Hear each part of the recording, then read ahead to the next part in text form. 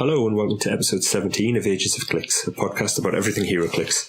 My name's Sean and I'm joined as usual by Christopher Dunn and Dale D'Andrade. Hello guys, you okay? Hello. Hello. I'm fine. Yeah, me too. Cool. It's been absolutely ages since we've recorded a show. I think on the last one we reviewed The Mighty Thor, and now we've got a new set coming out, Harley Quinn and the Gotham Girls, which we'll do a brief review of in a bit.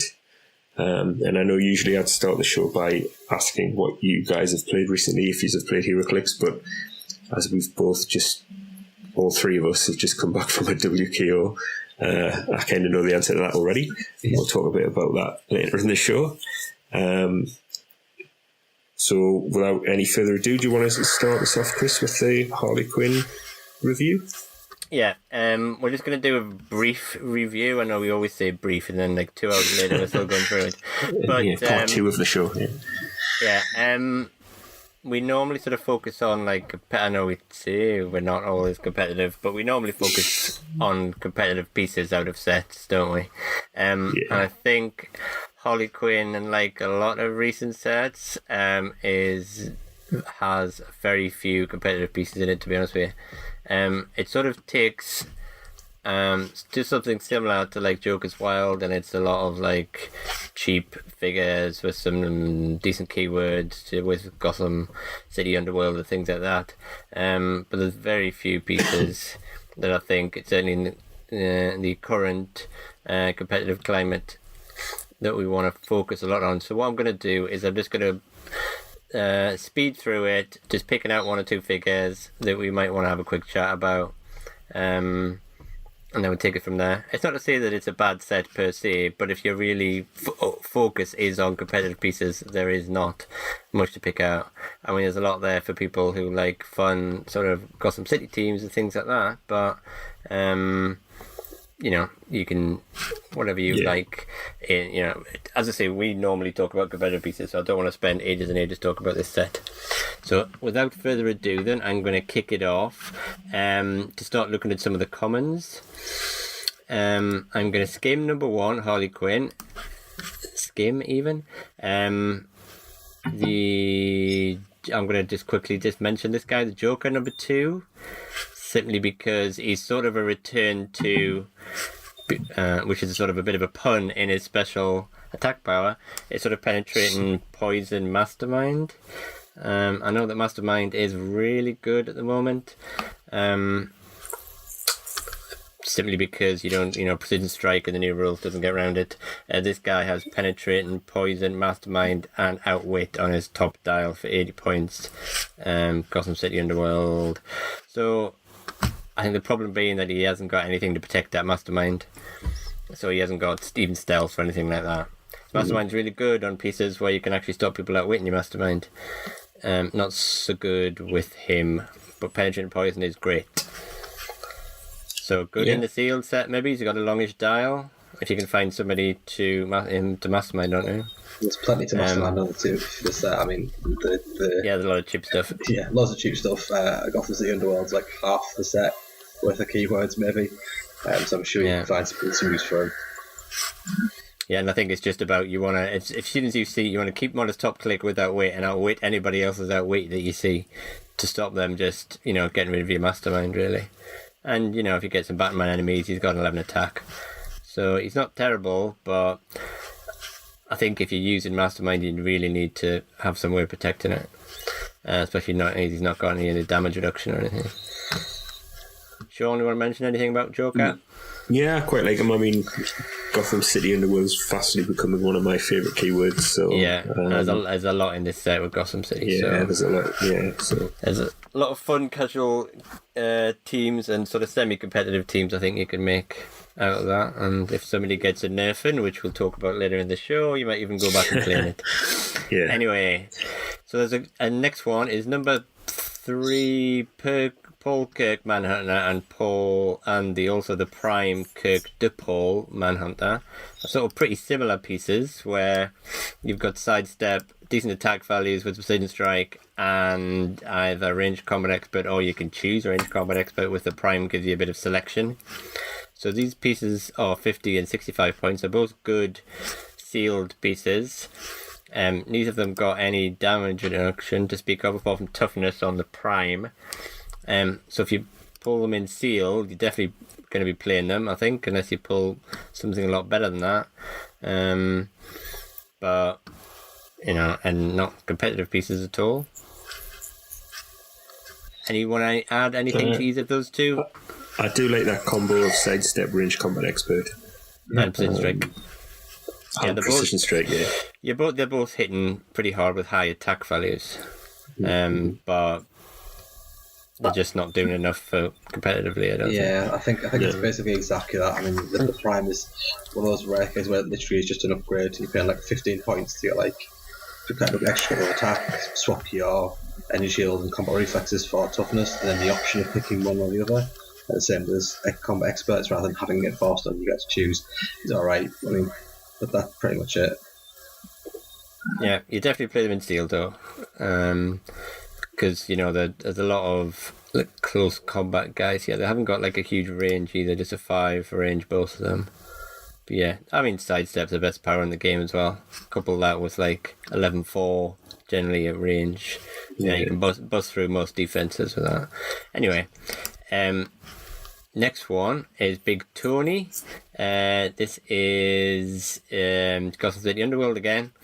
He's basically going to be the cheapest or the equal cheapest perplex in the game. He's comparable to what's her face? Betty Brand. No, Betty Brand 50 points. She's got a push on her perplex. Big Tony gets perplex, but only to target adjacent friendly characters. He has got the Underworld team ability as well, so with the update to that means he can, especially with sidestep, means he can sidestep carrying people around who share the Gotham City Underworld keyword. You're basically playing him for perplex. Maybe he's mastermind fodder if you want to throw him under a bus with one of the Jokers.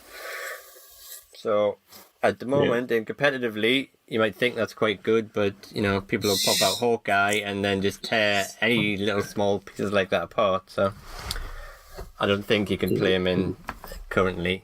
No. But, I mean, Nighthawk Prime's still a thing, so... Yeah, then that perplex is completely worse. I mean, he's still a taxi at 15 points, but you've got to then play sort of theme and you can carry people around with that keyword, which is like, you're looking at maybe he's a 140-point Joker from the Joker's Wild set, is a big competitive Gotham City Underworld piece. Yeah. But he sort of gets just killed, murdered by Uni-Mind at the moment, so... I can see him being played competitively if, say, Nighthawk goes away and people stop playing him, then suddenly that cheap perplex becomes pretty useful. Maybe post rotation mostly in. Yeah. I think if Uni-Mind goes, then people might stop playing Nighthawk, and then perplex becomes actually useful again. Yeah. Nothing much more to say about him. I'm going to skip a few here because some of the other commons are like 50, they're not terrible, but they're sort of 50 points in that area range of useful figures that you'll play in sealed and you'll play in like theme teams and stuff, but you'll not play outside of that. I'm going to skim all the way down. Not gonna, right. Pretty much all of the commons, the rest of the commons are like 50, 60, 80 point pieces. But I don't think I'm going to play any of them personally, unless I really like that figure in a particular theme team. Maybe something like even the GC PD officer, cheap guy with police and enhancement. At that point, I could play Commissioner Gordon and get a better person with those abilities, really. I mean, again, this is probably not going to be like competitive at the moment, but the Wonder Woman's not bad. Just a sizey 40 points. Chase here one. Yeah. 40. She gives she only has 70 defense in the first 16 to be a 4. It gives that energy shield if you share it, and the trait where you have to be adjacent, as long as within 6 squares are considered adjacent to the Justice Society team. So that's not too bad. It means you can just basically pick up whoever's nice defense you have and use that. Yeah, and she's got Empower and, half decent sort of she's starting click. She's fine for 40 points. I mean, she might be a good call-in for people who don't have Diana Prince on a 40-point character to give like your main attack a charge, and then she can maybe sidestep forward so that she has the Empower, get +1 attack and charge from her inspiration. It's not terrible. Yeah. As you said, I think we said before that like the Justice Society, you'll be filling out your Justice Society teams with this set because you got some good, decent pieces in the Joker's Wild set, and you'll see as we go on to the higher rarities, there's some, not too terrible figures as well. So you can fill out those sort of teams, and obviously you've got the tentpole of Jakeem to go along with them. So, okay, no one else wants to mention anything else about other commons? No, not the commons. Okay. Other than how bad Mercenary is. Yeah. Is he worse than the Deadpool Mercenary? Yeah. It's just that trait he's got that says if your forces only characters named Mercenary after Resolution's KO or friendly characters named Mercenary. You're not going to play that many of them. Points. That's why. Yeah, but that dial is not. If I were with him, I'd be going. I'll stick you in a vehicle, so then I could give that vehicle range combat expert. Yes, I'll just give it range combat expert and if its own attack is better. It's just if he had if he was like the thug where he just gained the keywords, then fine, but he doesn't, so he's useless. Unless playing Soldier Thing, and then he's got. And he doesn't have. Soldier's not a bad keyword, but sidestep on his top click, he would need rather than stealth, I think, as well. Yeah. Because I'm not really fussed about protecting him, so stealth is a bit worse, really. If people want to shoot my 15-point figure, I'm quite happy normally. So I'd rather you have the sidestep to start with. But anyway. So let's go on to uncommons. You get into quite a lot of the bombshell figures in this. I'm going to skip them. The Harley's little hyenas, both Bud and Lou, number 19 A and B. They're pretty good. On terrible, 25 points. Are they? Bud has blades. You can get keywords if there's Harley Quinn in the starting force. You get sidestep if there's a Harley Quinn has moved that turn. Bud has prob as well, but only during opposing turn. Lou could potentially give him penetrating poison if he gets an action token. So both of them, Lou's good tie-up piece, he's got combat reflex shape change, while Bud is more offensive with his blades. So probably if you're playing a Harley in any sort of, I don't think there's any particularly competitive Harleys at the moment in Modern. But you'd probably sneak these guys on, would you? Just because they're nice little attackers, or do something funky. I mean, I'll definitely spend the 50 points on the two of them if I was playing Harley. I mean, the sidestep for the dirt cheap, 25 points is forgettable. I mean, again, probably not necessarily competitive because they do have pretty low defense, and you could easily just pick them off for some cheap points. But I said you've got Hawkeye just popping off for 3 points. But maybe in a world where he doesn't exist or doesn't come out of an ID card, maybe. Yeah, I think the problem with like these low point figures is, as well as Hawkeye, is you're just comparing them to things like Colossals. Mm-hmm. So trying to compare these guys to what the damage potential of a Colossal Retaliator, then they just don't really stack up. So they've got to do, for these cheap things, they've got to do something really useful before you even consider them. I think something like that Green Lantern, the Super Red Green Lantern from Joker's Wild, the fact that he's 35 points, but he could barrier, and then he's got Indom, and he can do a free action barrier. So things like that, you may think, well, he dies to Hawkeye, but not if he's hiding behind a barrier, he doesn't. So yeah, a lot of these people like Big Tony or something like that, they might have a really good effect, but they'll just, you just can't protect them very easily. So anyway, as I say, those two are useful if you're building Harley teams. There's quite a few more bombshells I'm going to skip. I like the bombshells traits where you get like you can build a bombshell. So I like the, but I don't think there's many. There's only one competitive one later on. Well, Maybe. sort of, maybe competitive one. They'll all do some funky stuff with the bombshells, and it'll be quite nice to maybe play a full bombshell team and get use of all those tokens. But I can't see any of them being particularly competitive. I'm going to move on. Just quickly stop at Big Border. Number 23. She's got a prime as well. Another Big Border prime. So they're fairly decent attackers, both of them. One's got the non-prime is a ranged attacker with the run shot Psychic Blast, invincible in Dom. Fairly decent. You got the prime, who's sort of reminds me is the Big Border from the Batman set, which is a phasing. Then she can make an attack. Apart from this guy, this one's probably a lot worse than that one, because she is very hitty missy where she actually gets that attack off when she phases, because she's got to roll a d6 phase, see how many squares you've used, roll a d6. If the result is greater than the square moves, make an attack, which is a bit of a gamble. You'd rather just have charge or something at that point, because I don't want to gamble that I'm rolling moving 4 squares and I've got to roll higher than a 4 with a d6 or something. Pretty, it's all right. Not good. I mean, that stats are good. The fact that you've got Indom top dial, I think I prefer the actual non-prime one really, because at least she has got a decent move and attack power. But don't know. For me, it's I prefer the prime. It's just a little bit cheaper, but she's still hitting out a lot of damage.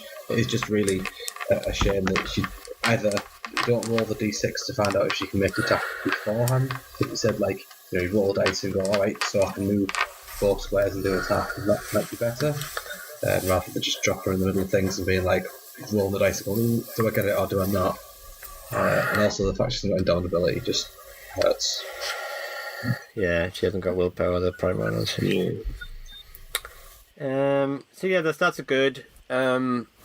But the fact that she hasn't got movement, she's got a very limited and gambly movement attack, that sort of hurts the prime one. Okay, moving on. I'm skipping through some of these as well. Not going to bother talking about it. I'm going to stop at the last uncommon, which is Red Tornado. I quite like Red Tornado. Just a society figure again.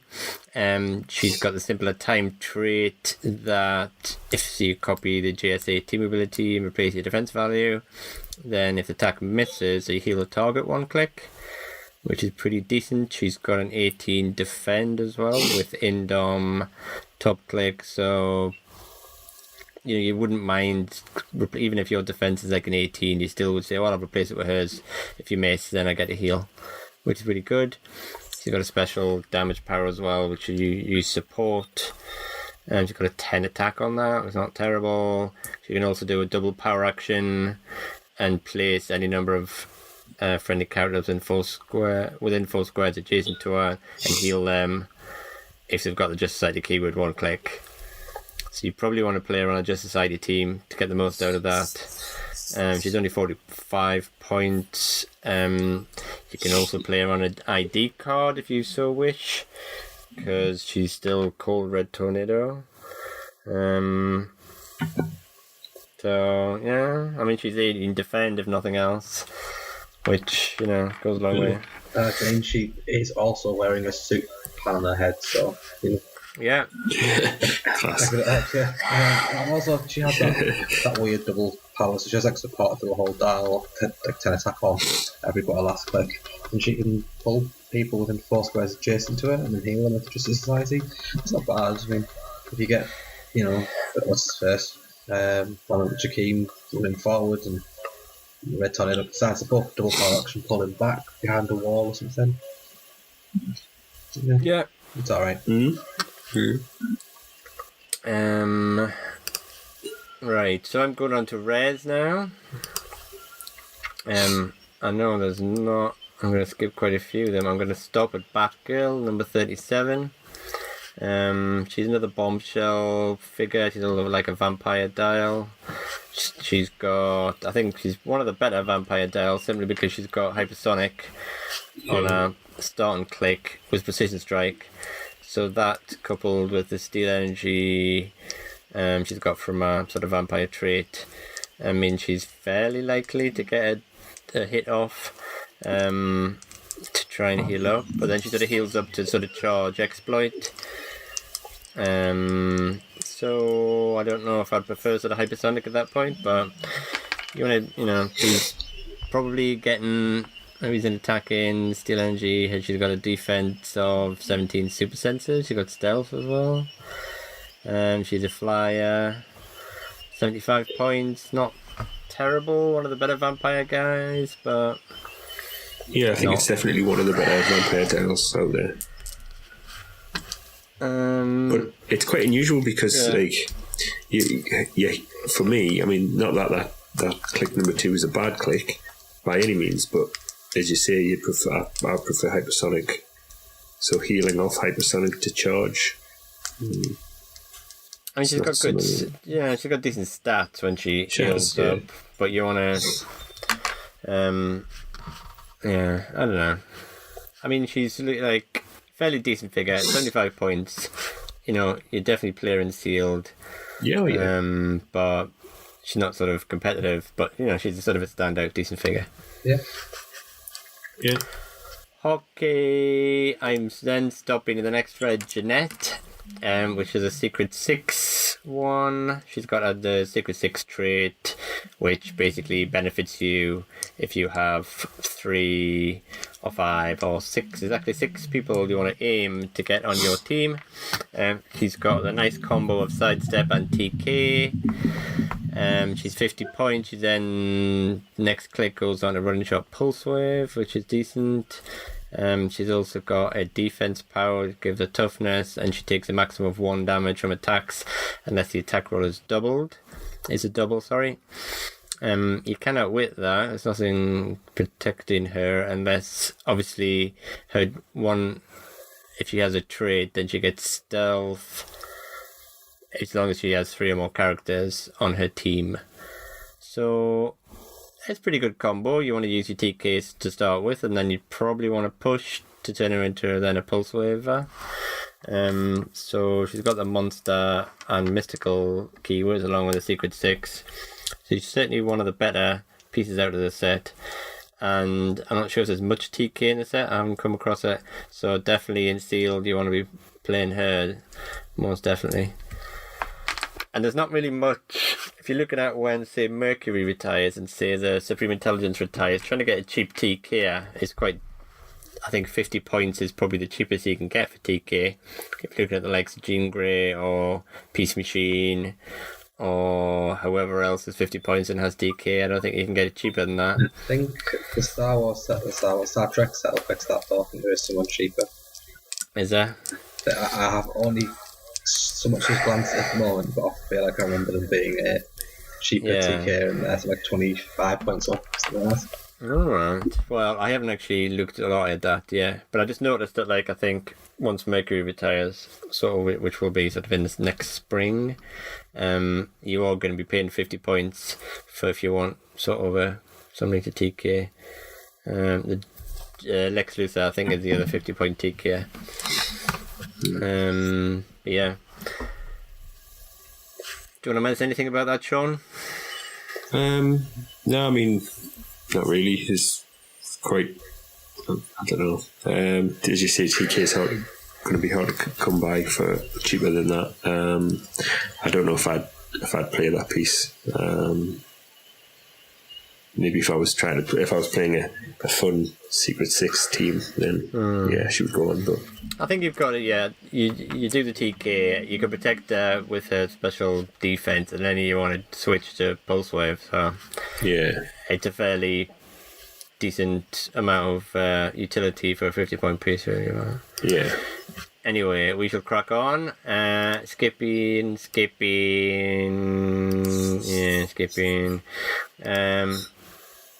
I'm not talking about them. Right, I'm going to just go on to Kite Man, number 44. He's another cheap Gotham City Underworld team. Keyworded guy. He has 15 points. He can carry 2 people. Passenger 2. If he's at the beginning of your turn, if he's holding an object, he may move up to 2 squares. So sort of like sidestep, not exactly sidestep, but pretty similar. Of course, when you're holding an object now, you can't carry somebody, which is sort of limits his usefulness of that. But I'm sure you can think of a way to maybe he's hold an object, move, and then drop it as part of your move, and then start picking people up. So give you sort of like a sidestep effect. He's one of the cheapest carriers who isn't colossal. And the fact that you can carry 2 people now. Colossals can't, even wing colossals can't even do that. So again, if you get rid of some of the more abusive effects, modern effects of Uni-Mind, etc., then I think you might want to squeeze him in a Gotham City Underworld team. Or even you might play 2 of them and say, I'm not going to bother playing Overdrive. But Overdrive's still faster because he's not taking the penalties to carry, really. But Kite Man can be a bit cheaper. Even if you played 2 of them, he's 5 points cheaper. He's alright. Somebody sounds like they're falling down the stairs now with the microphone. Yeah, if there's lots of microphone noises in this recording, it is Dale fanning about, I think. Technical issues. Technical issues, yes, okay. Sean, do you want to mention anything about Kite Man? I love him. He's. There's only a few figures from this set that I'm after, and he's one of them. Gotham City Underworld again. Energy shield deflection as well isn't too bad on his defense, although he's got no reduction. But hopefully, saying that 19's nothing nowadays with Uni-Mind, is it? Well, 17's nothing with Uni-Mind plus Nighthawk, yeah. So again, he suffers a bit from the current competitive scene, but I think if that changes, then you might see him being played. Yeah. So we'll go on. Prometheus is the next one, number 45, another rare. I'm only picking him because he's another pick a power character. You can choose he's limited a bit though, because you can only choose standard and damage powers, standard attack, and damage powers. So you can't pick defense or speed powers. He got perplexed. He's got decent stats. He is rather on the expensive side. Maybe he's compared to the likes of Jakeem, which inevitably you're going to compare him to. So he's nowhere. He's 135. Jakeem's 140. I don't think this guy's anywhere near as useful as Jakeem. I think he's about 50 points too expensive to be anywhere near competitive. Yeah. I suppose you could look at it like Al Jordan, who can only pick one power, although he can pick any power, but he has sort of really good. I mean, he just pretty much starts with perplex as well, so you can get another damage power. You could pick probability control and something. But then you can't really go that offensively with him because you can never pick running shot or hypersonic or that. Even you're stuck with sort of sidestep. Yeah, he's rubbish. He's really bad. It's a really clever idea, and his dial looks perfectly fine, but then they made him the points value of a primary attacker without anything other than the attack values to back it up, and even that's pushing it. And he's talking 135 points. He's not even in the. I don't even know what they were thinking. He's nowhere near that point value. Well, you still could do. You can get your damage values quite high, but then he ended up picking running range combat expert a lot. You can go precision strike, range combat expert, and perplex, so you can get +3 damage if you really wanted to. But yeah, I think you're just comparing him to. He has got Indom as well, but yeah, he's a fairer, bigger power guy, like the engineer was, where you were limited on your powers and your stats maybe weren't fantastic. But because of his being fair, he's probably not competitive, because competitive is always about picking stuff that isn't fair. or really on the edge of being fair, and he's not quite there. So if he was about 100 points or something like that, I think I might be tempted to play him. He hasn't got very good keywords either to try and actually build in. Something like Al Jordan, he looks on the expensive side, but because he's got quite good keywords, it's like mystical and past, he sneak him on a theme team as well. But this guy's just got Injustice Gang and Secret Society of Supervillains, which I think with the best will in the world will never be competitive theme teams. Sean, do you want anything to add? Yeah, I agree with you. I mean, you've got to look at kind of what else you can get for those point values for 135 points. I mean, pick a power figures are always fun, but no, I think he's overcosted. Yeah. Okay. We're gonna move on. I quite like Queen Bee. Only because she does something funky and has a stupid sort of energy explosion mind control thing going on. Not sort of competitive, but sort of quite fun. And she generates bystanders as well, which is always fun. The rare's Dr. Midnight, which is, again, I'm stopping because he's a Justice Society. He's 45 points. He's got Perplex stealth, he's got Smoke Cloud, and he gives people stealth. Friendly characters can use stealth if they occupy the Smoke Cloud markers, which is pretty decent. And he's got a simpler time trait, which is reduces damage taken by additional 1 of its range attack, and he produces like a little owl bystander once a game. Hootie the bystander, yeah. So he's decent to get another one in the same sort of vein as Red Tornado. Probably not a competitive piece by himself, but he's got decent keywords as well as having the All-Star Squadron and Justice Society. He has Past and Scientist, and they're both fairly decent sort of generic keywords. So you might, again, in a similar vein to Red Tornado, you might see him on a Justice Society team. With Jakeem potentially, but anything else you want to add to that? No. I like the fact that the Hootie Bystander's actions don't count towards your action totals, so I mean, he has charge, explode, so I quite like that. Yep. Okay, so now onto the super rares. There are a couple of title characters, both Harley Quinn and the Joker. I think I prefer Harley Quinn just because she has her good Perplex as one of her sort of plot points. I will say in competitive, Perplex with Nighthawk on the map is completely wasted most of the time because you've got to use it on dropping down your opposing character's values, which means you have to get a lot closer to your opponent, and both and the penalties you're getting off these title characters if they die is quite high, so I don't think you'd ever want to get to put them in a position where they're going to get killed, because what's the penalty on her again? If all opponents get an action for the rest of the game, power action, heal 2 Clix. Yeah, so you don't really want to do that. You don't want to give people like an automatic ability regen just with 2. Yes, let's not do that. They've both got like 7 clicks, is it? For 60 points. Joker's 75, got 7 clicks. He's got outwit. I think I just like Harley, because you get the +2 is a +1, so that is pretty decent for 60 points, and with her dial you're going to be +1 quite a lot. I don't really want to do the energy explosion thing for her. I suppose it's fairly okay, but she's only got 4 range, so again you're getting up really close to use it.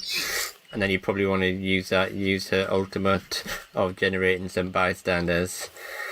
And with there is a trick you do with Gotham City Underworld, especially with the 25-point penguin, where you can keep attacking him to avoid. Yeah, you can keep attacking him to avoid taking the damage when you use your plot point things, because you've made an attack that turn with a free action attack on the penguin, so you're not taking the unavoidable. So in a team where she can sort of sit back and just keep using her perplexes, and then eventually start bringing out bystanders, she's not terrible. But again, in the current competitive scene, then perplexes useless and she'll die horribly, and you definitely don't want to give Uni-Mind the ability to heal 2 clicks for just doing a power action, because that won't end well. The Joker... Not for anyone but Uni-Mind. Not for anyone but Uni-Mind, yeah. I mean, I don't think the Joker is like +1 is that good, because it's basically just poison, similar. Take a free action, deal 1 damage to each adjacent opposing character. He's got a weird sort of pick a card random thing which does 3 different things, and he again does an ultimate of bringing out bystanders. But I think I like he's 15 points more. He does have maybe slightly better powers on his dial, having outwit and stuff, but he's 15 points more. So I think if you twisted my arm and said play one of them, I'd probably play the Harley. Yeah. But anybody want to add anything about either of them? Nope. Yeah, I'd agree. I think the Harley is the better of the two. I even think bystanders are better. Harley ones as opposed to the Joker thugs. They get flurry as opposed to plasticity. Really. Yeah. I mean, plasticity is pretty good. And do they count towards your action total? Don't count towards your action total, either of them, no. Yeah, so if you can get that. I mean, again, playing on a theme team, hopefully you get a big map. Maybe be able to protect them a bit better. Yeah, not terrible. You've got there's a couple of sort of higher point, like Girl, Bombshell, Supergirl, and Wonder Woman, who are both not terrible, but probably not competitive. Well, definitely not competitive, really. I'm just thinking of ID cards, and even then, both of them probably have better. I mean, the Supergirl one, you won't see the ID card played very often. Not a terrible call in if you want just hype somebody with decent stats who can get themselves off the map. Because I think a lot of when you call in ID cards, half the battle is making sure they are not on the map so people can't kill them to get points off them. So having decent stats with a hypersonic is not bad, because she can get herself off the map without you having to worry about, I've got to carry this person back or sidestep them back or something. But what's Supergirl's inspiration? Can I remember? Plus 1 attack. The card. Plus 1 attack. So not terrible on the teleporter or something like that. There's probably better options, but it might be plus 1 damage from close combat. 2 seconds. It is plus 1 damage. Sorry.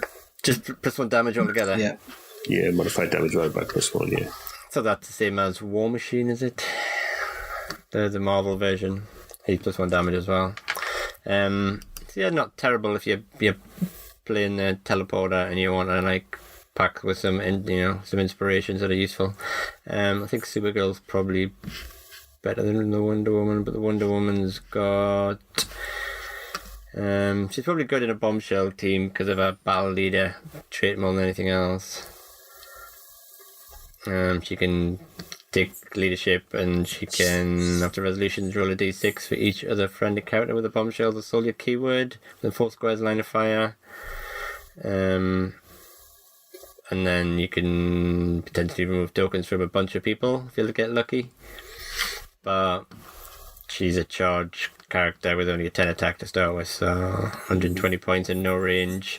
So I probably wouldn't want to play her very much, but hey ho. Another super rare we've got is Zatanna, which is probably going to see the most competitive play out of anything else in the set at the moment anyway, just because she's on an ID card and you can generate a little bystander who has probability control. So she's not a bad piece sort of on the map itself, because she's only 50 points and she's got prob. So prob just by itself is sort of hard to come by, and she can generate another bystander who has prob, so you can get 2 probs at the price of 1, really. For the price of 2 actions. Well, she does a power action, and then so if you're playing her on the map, you do power action, and is he just tiny, so you just carry him around with you. Yeah. Obviously, if you're coming in with an ID card, you call her in, and she does a power action. That's 2 actions. You've got 2 probs. You might do it just to burn 5 points, just to have prob on the map, because the little bunny rabbit, John Constantine, is sort of hard to kill. He's tiny with 18 defense and super senses. So I don't know if I really want to give away 5 points for the sake of it. And some teams, if you're struggling to sort of fit prob in your team, you might sort of burn the card and do it. I'm not sure if that's the best way. Maybe. But I mean, when I'm building teams as well, there's not a huge amount of like probability control around, cheap probability control anyway, because you know Atomica doesn't exist anymore in modern age, and a lot of the other cheap versions of her are just so squishy that you don't really want to risk it. And the other people with probability control are all your tentpoles then, with like the Jakeem and Goblin King, etc., or Uni-Mind who picks it. So there's nothing, or something like Raven or something like that, where she does something funky and she's got probability control. There's not a lot of pieces, and they just, or they'll just die really quickly, and you don't really want your person with probability control to die really quickly. So I can see some people wanting just to play Zatanna, just to burn, get somebody with prob. I'm not sure if I want to do that myself, but not a bad idea. Yeah, the ID card shot up in price since this set came up. So. Yeah, certainly in the States, yeah. So yeah, if you haven't got a Zatanna ID card at the moment, then maybe try and get a hold of one, but you might be paying quite a bit or training for it a lot. It has been not particularly useful. There's only been another one as a Zatanna. Was it a Zatanna in what set was that? Trinity War, was it? Oh, Trinity War, yeah. So a more recent one, but Hocker. We're moving on to the next super rare, which is 54 King Shark. I quite like this guy. He's got 2 point values. You can play him at 90 and 50. He's a secret 6 guy, so he's got the same sort of trait where he's got the stealth, improved movement, or plus on his combat values. You're mainly playing him for his other trait though, which gives him sidestep, but if he occupies water terrain, you can give him a free action and you can move him up to his speed value. So which is 9 speed at 90 points, or 8 speed at 50. So that combines with your sidestep, say, to move 11 squares, which is fairly decent. And he's got flurry with 11, attack 4 damage, which is really good sort of alpha strike sort of stats. Obviously you're just dependent upon the water terrain, so either you build a decent theme team to guarantee it, or you put somebody on the map who can generate water terrain, really, because I think without that he's got no moving attack apart from maybe the sidestep. But if you can guarantee water terrain, however you do that, as I say, the King Aquaman's the one that springs to mind. You play him on his lower point value, you can generate water terrain underneath, King Shark, and then he goes to town. I can't think of anybody else off the top of my head. Generates water. Anybody else think of anybody? There's a monthly prize kit, Green Lantern, not Green Lantern, Aquaman, where if you lose a map roll at the beginning of the turn, you can place 7 water terrain markers down. Something like that, anyway. Yeah, so if I was playing King Shot, I think if you're building a team around him, then you need a guarantee. Well, I don't know. I think you need a guarantee, because even if you play theme and you lose them up roll, then you're saying, he's sort of terrible then. Well, not terrible, but without any moving attack, he's getting them into sort of position. I think you need to have something on your team that generates water terrain. Yeah. Or like a really stupidly high theme bonus. You can probably go animal and just put a ton of cheap things on. Play a couple of these guys, put them on some water map. But then even then, you're relying on your opponent sitting next to the water. Well, not sitting there, you don't have to, because he doesn't have to move into other water train. Yeah, it doesn't matter. Don't mind me. There's always Bizarro Aquaman. What does he do? Does he generate water? Oh, no, sorry, I got that wrong. He doesn't generate... Oh, he does, yes, he does. You give him a power action to place up to 6 water train markers. That's his special attack power. Yeah. Oh, well. It's because no one's found these from before. Squares. Yeah, I think Aquaman is probably the one you want to go for, but there might be other stuff you can think of. But I do like that, especially the 90.1, just because he's got the flurry and decent stats. And, obviously if you can get the trait where you can have 6 characters on your force as well, and that's +1 all his combat values as well. So you can do then 12-5 flurry. Yeah. But yeah, you've got to build your team and around him. I think. Just want to point out that the Bizarro Aquaman does build the water, but he also stops the swim ability using 6 squares. So you could do that, but he actually moves up to his value, or will that be modified by the fact he can't swim? Move him up to his speed value. I think I don't know. Free action to move. It's a movement, but then if you do sidestep, that says move 2. Because the number 2 says I'm not bothered about your speed value.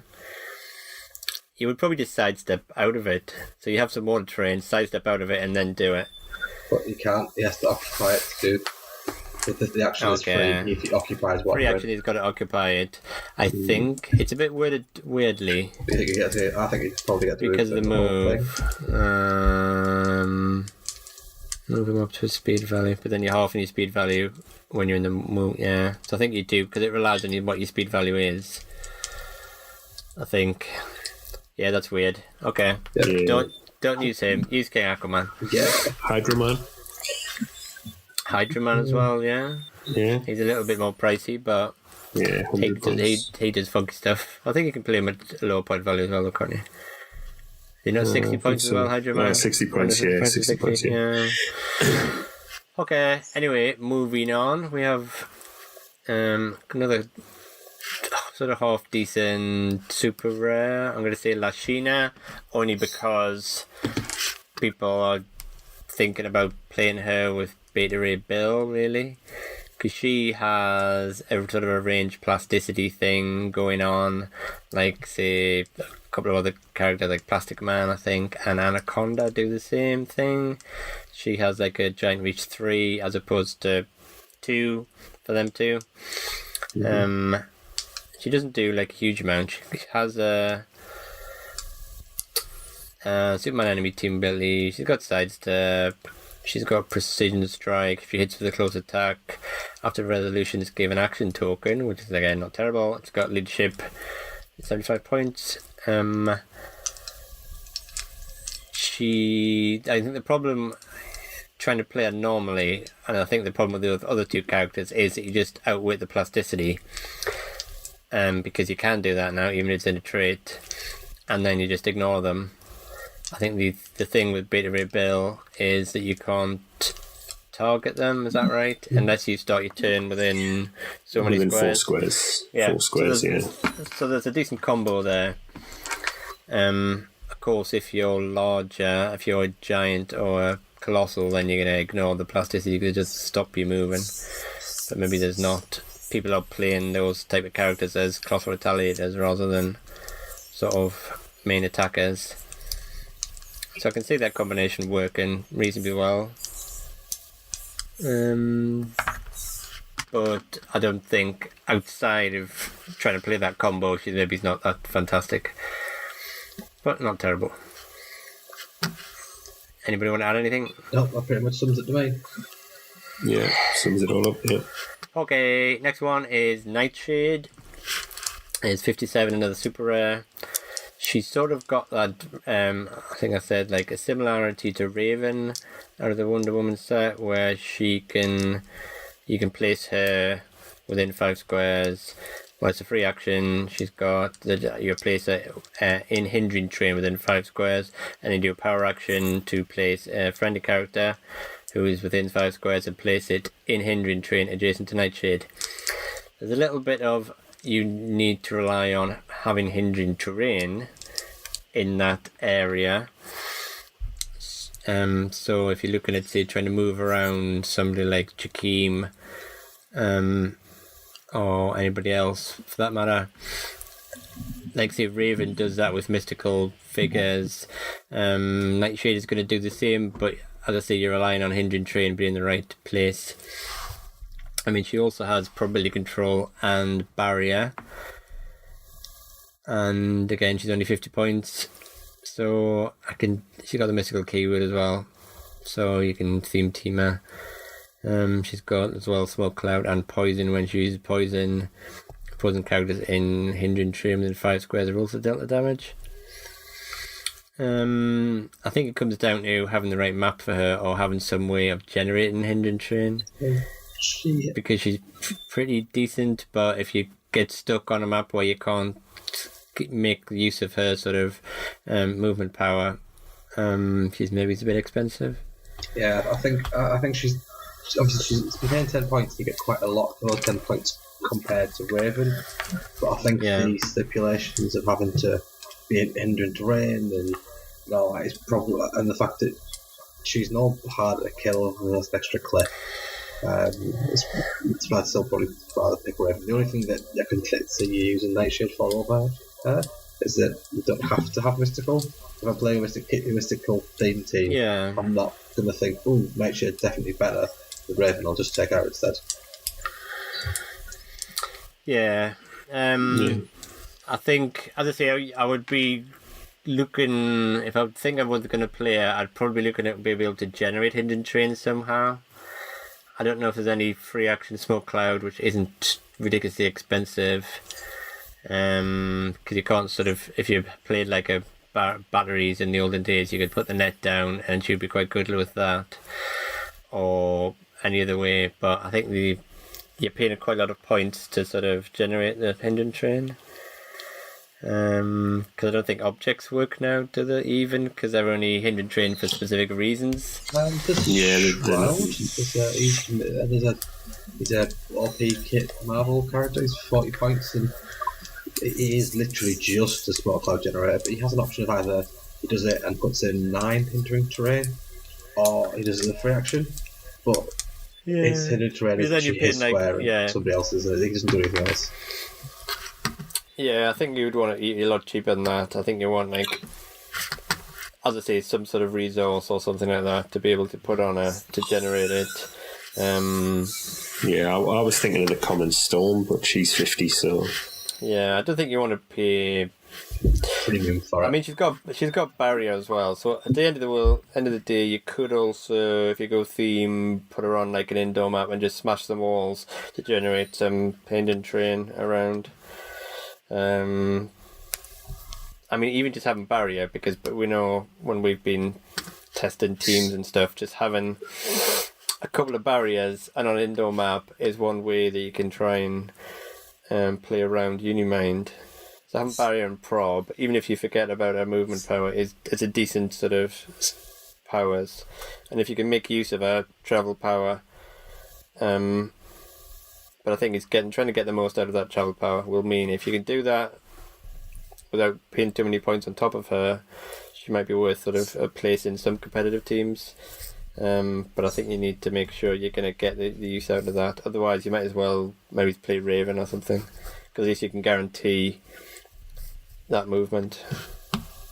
Yeah. Yeah.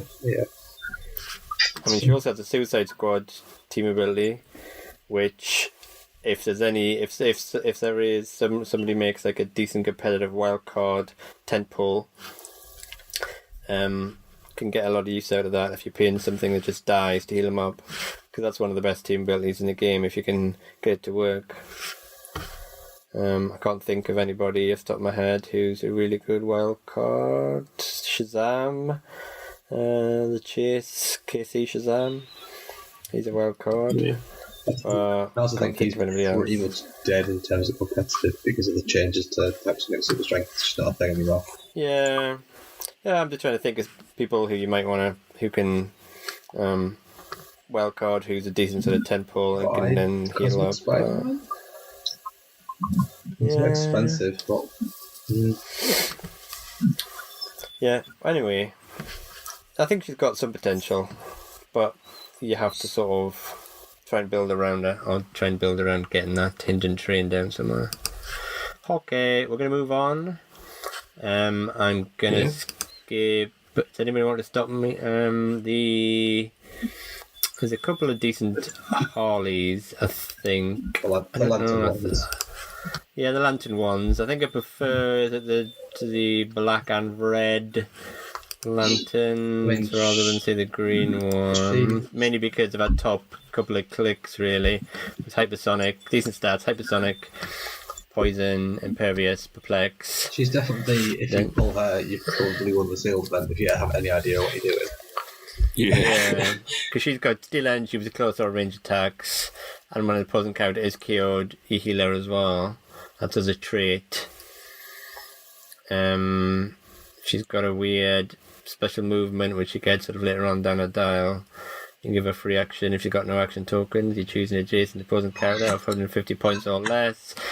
They roll d6s, add their printed damage value, and you get some penetrating damage or something, which is a bit of a long-winded way of saying you've got about a 50-50 chance of one of you taking one penetrating damage. I'm not sure we'd ever use it because you've got to do it on a lower point character, but yeah, anyway, I would probably,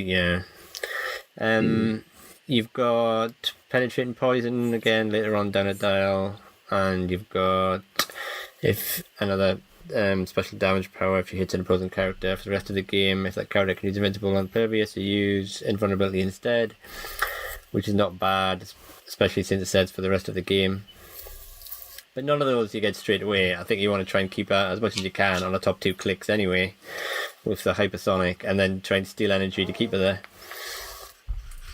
So as you say, Dale, she's got Indom as well. She's one of the better sort of higher point figures in the set. I think you find it very hard to beat her if you see her across the table. Yeah, I'm not. Go on. It's just because of her points value, because like nothing else is in that kind of bracket in the set, really. If you the chasers, really. Yeah, so if it's not a chase or her, you're probably not going to have much of a chance if she has any sort of support at all. Or you just tie up pieces if you block a line of sight. It's really a pain. It's hard to take out. Yeah. You've also got the Green Lantern Corps Harley, which I'm not that huge a fan of, really. I mean, she has hypersonic as well. She's got the Green Lantern Corps team ability. She can play with 2 points value, either the 125 or the 100. I just don't like the arrangement of some of her powers, or really because I don't think those powers on such a high point figure, like TK. I don't want TK on a 125 point figure, really. I don't particularly want Barrier on a 125 point figure either. And if you go down to a lower point dial, I don't want Hypersonic and Pulse Wave together on the same click. So I think it's just a mixture of our powers, really, that you're not getting. I would want to, if I was playing, I would say get rid of that TK and give her an 11 attack, and maybe get rid of a barrier and drop it down to 100 points or something. Because you're paying for stuff you'll probably never use. Yeah. Don't know. She's not. I don't see her as a particularly good prime a dial. It sort of reminds me of that Superman Red. And you just go. I was thinking that actually, yeah. And you go, oh, those powers don't really work well together. Why am I paying for this? Yeah. Dale, do you want to add anything to him? Nope. No? G6. Okay. G6. There's another, the last super rare is like Sand, which is another Justice Society, 35 points. He's basically like range combat expert. Top 2 clicks. He's got a simpler time where they can use super sensors if you replace his defense value. Since he's got an 18 defense value, it's pretty decent trait. He's also got like special movement on his top 2 clicks, which is phase and teleport. And if you use it after resolutions, you can use force blast at no cost. So he's for 35 points. He does quite a lot, and so again, you might see him squeezed on a Just Society team. So, Probably wouldn't play him anywhere else apart from on a Just Society team, though, just because I really like giving people super senses. he's alright. I mean, he isn't dominable. He's useful every click. Yeah. He's dirt cheap. He's fine. Yeah. Again, not competitive because somebody like Hawkeye will come along and just instantly Dead. disintegrate him. Yeah. Okay, so we're moving on to the chases. Some of these are nice, but again, they're not really doing enough for their points value. I'm gonna maybe pick out Flash. Yeah. The Flash God of Death, mainly because he's a really, he's a defensive guy. He's got Quintessence, he's got Hypersonic, and then he's got Precision Strike, 11 attack, 4 damage with 19 super senses. He also says one of his traits is either opposing character within 6 squares and lower points can't be healed, and he's got another trait that gives him Steel Energy, and opposing character is KO'd after resolutions heal him 1 click. You can also remove action tokens if the character was 75 points or more. So he's a fairly decent Flash for 125 points. I think he's really He has good. no damn. Yeah. I think of all the Yeah, I like him. he's one of all the chests in this set. He's definitely like the best one. Like for point, he is. Yeah. He's high. His defense is pretty high. I'd be worried about playing him a little bit just because he is a little bit on the easy side to do a lot of damage to. In a competitive world, you could just go, alright, it's fine, I got Precision Strike and 6 damage, and he is instantly killed. Precision Strike is not quite as good as it used to be because it doesn't get rid of the super senses, but yeah, you need a 6. Yeah, I wouldn't want to risk that one just because 6 damage is easy to go up and he's dead. But apart from that, I mean, he's really cheap for what he does, and he heals loads, and his damage is pretty nice. I like him. Yeah. Yeah, I like him. He's one of the better ones, I think. And obviously Quintessence is pretty good. Any way to stop like outwit. So the other one, well, maybe there's a couple with Shazam. Only saying Shazam because you can call him in on an ID card. He's 200 points with basically the combo of Run Shot, Pulse Wave, and gives him knockback as well, which means you're getting more damage really because you're smacking people into walls and off buildings, while the Pulse Wave is ignoring their sort of powers. So I don't think he's good enough as just 10 pull on the map, but if you are playing, say, a 200 point figure, then he's a fairly decent call in for him if you've got the ID card, because that Pulse Wave Force Blast is a very good combo, and he's sort of hard to kill if you leave him on the map as well. I would literally probably put him as just if you call him with Odin, but that's pretty much it. I mean, you never know, there might be other 200 point figures. I can't think of that many off the top of my head that are particularly potent at the moment, but if you went back in time and you had Lex Luthor, 200 points? He was, yeah. Yeah, you might be using him as a good pulse wave call in. Anyway. Apart from that, Wonder Woman's not terrible. 125 points. It's not a bad calling. With 12 attack, exploit weakness, and charge. Yeah. She also has to attack when attacking deities. That's not going to happen, is it?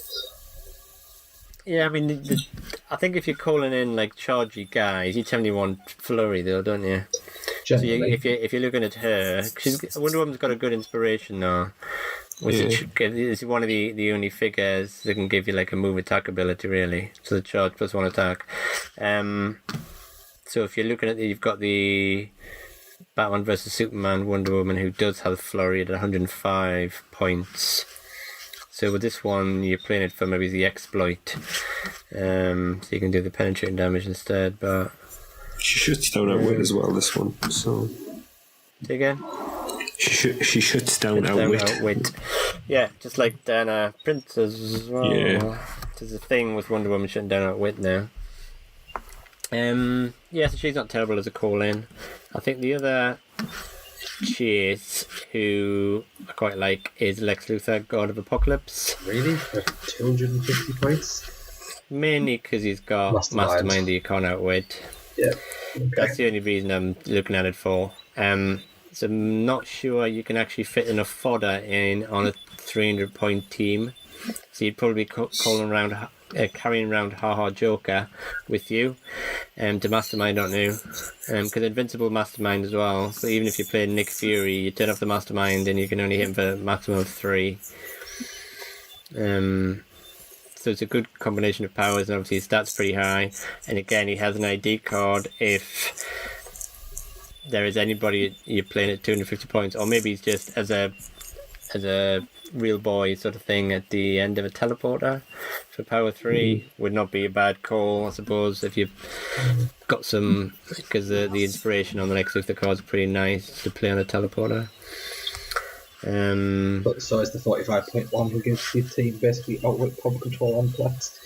I'm not sure. Well, it's just if you want to play him and you're playing a team that is likely to get to power 3 somehow, then I think you might want to play 1 or 2 figures to get you the benefit of that. So something like even all these chases have got like ID cards, haven't they?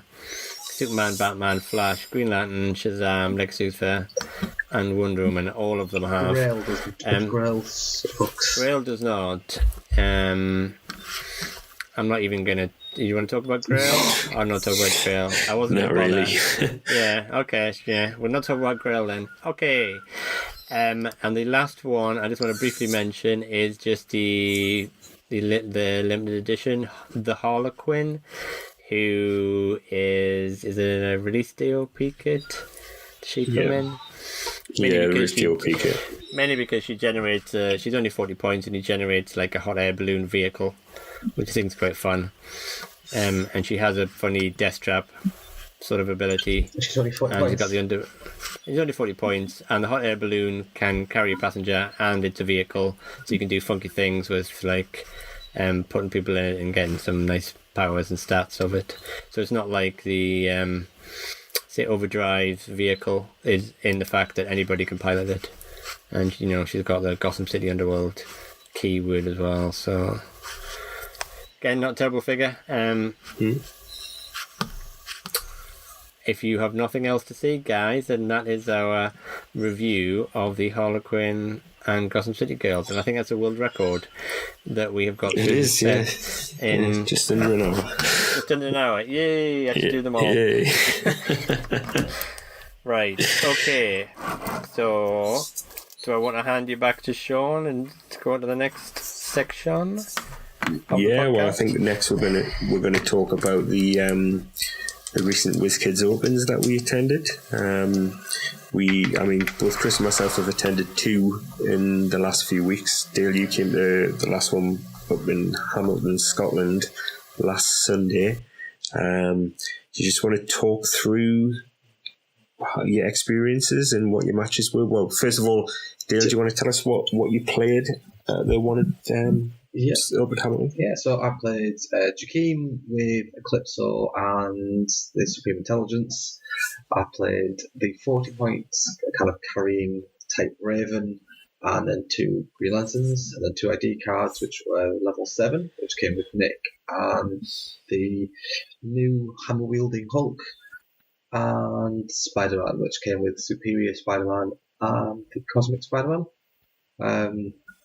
It was a team basically specifically designed to take out Uni-Mind by just getting him trapped in a barrier and keeping him in there for the rest of the game, while Jakeem killed everything else. And I didn't play against a single Jakeem, and I was super rusty, having not played since. You mean a single Uni-Mind? I think I did not play against any Uni-Minds at all. It was fine. I was rusty. I messed up with a couple of things on the new rules and just not kind of paying attention with placements. And I lost 2 out of my 2 games, and it was to you guys. So you guys suck. So we're officially better than you, yeah? Apparently so. All you have to do is make me stop playing for 4 months while you guys practice in the background, and then you've got me. If we play in the first 2 games before you figure out how to play your team. Yeah, and then you've got me. Apart from that, I came away with a couple of things.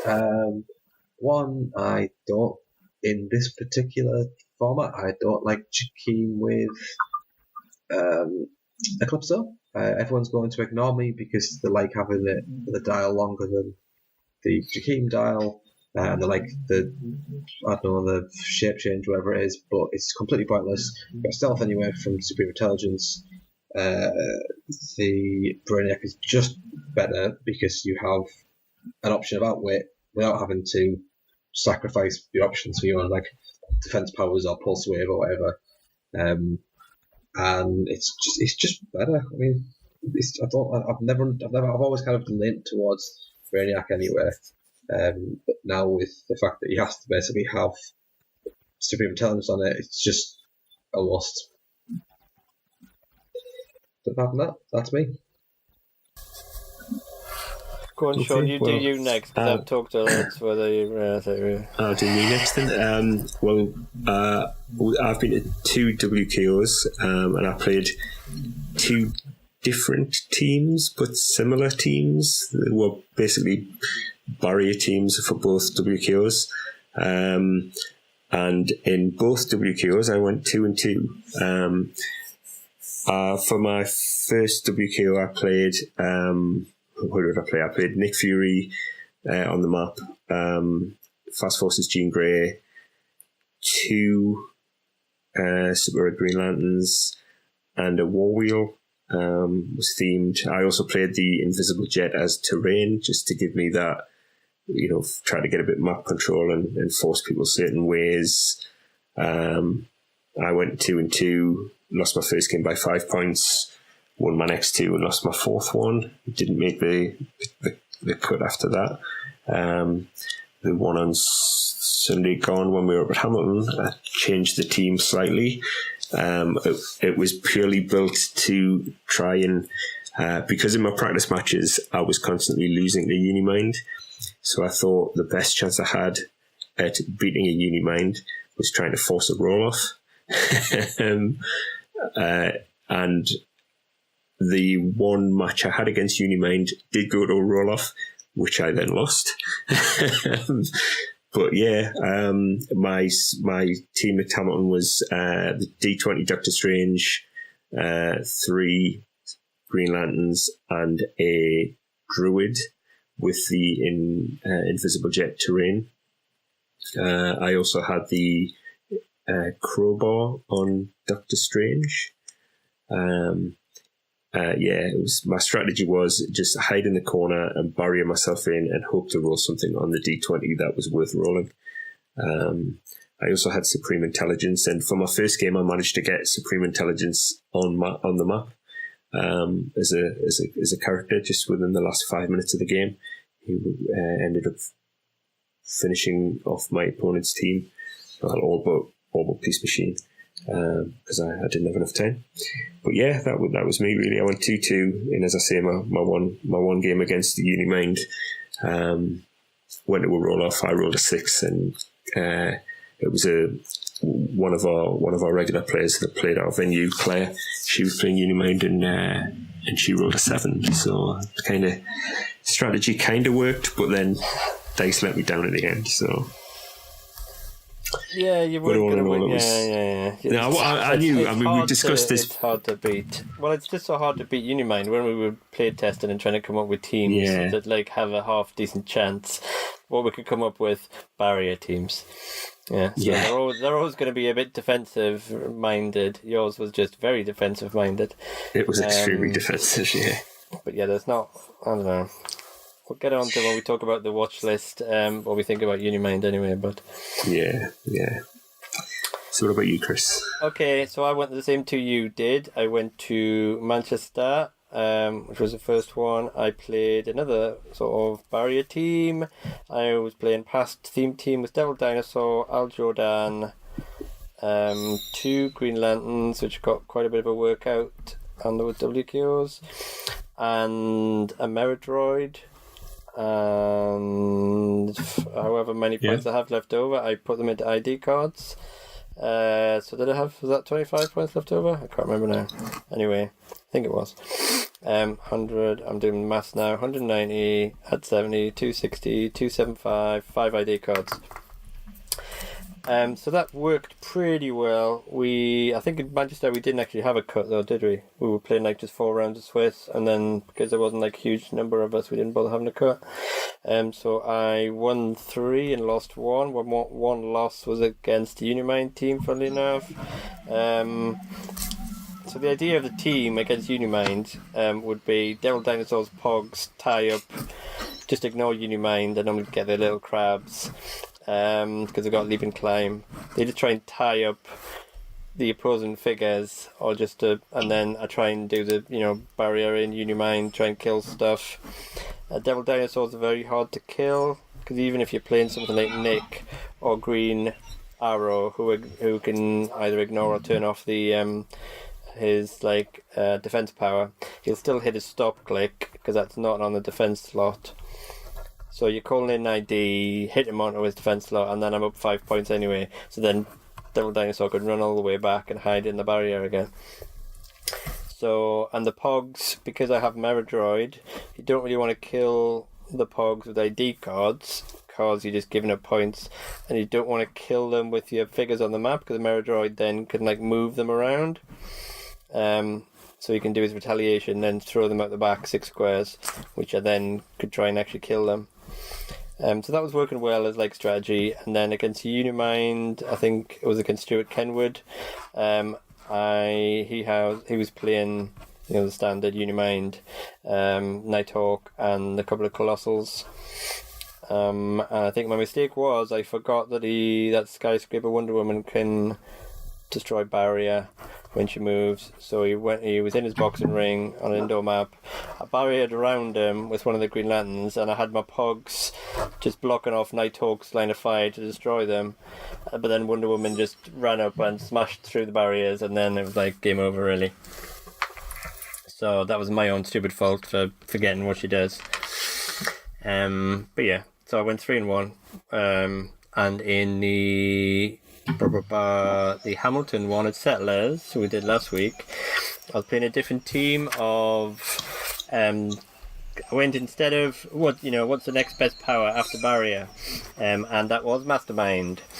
So I was going Goblin King at 175, with Bizarro Green Arrow at 50, and then a couple of Flora Colossals at 10 points.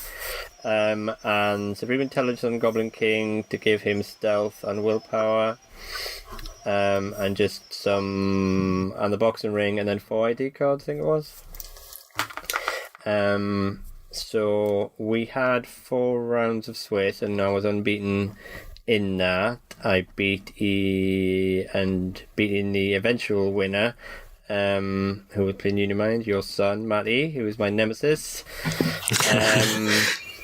And then I went into the Swiss, and we got through the final when I played Matty.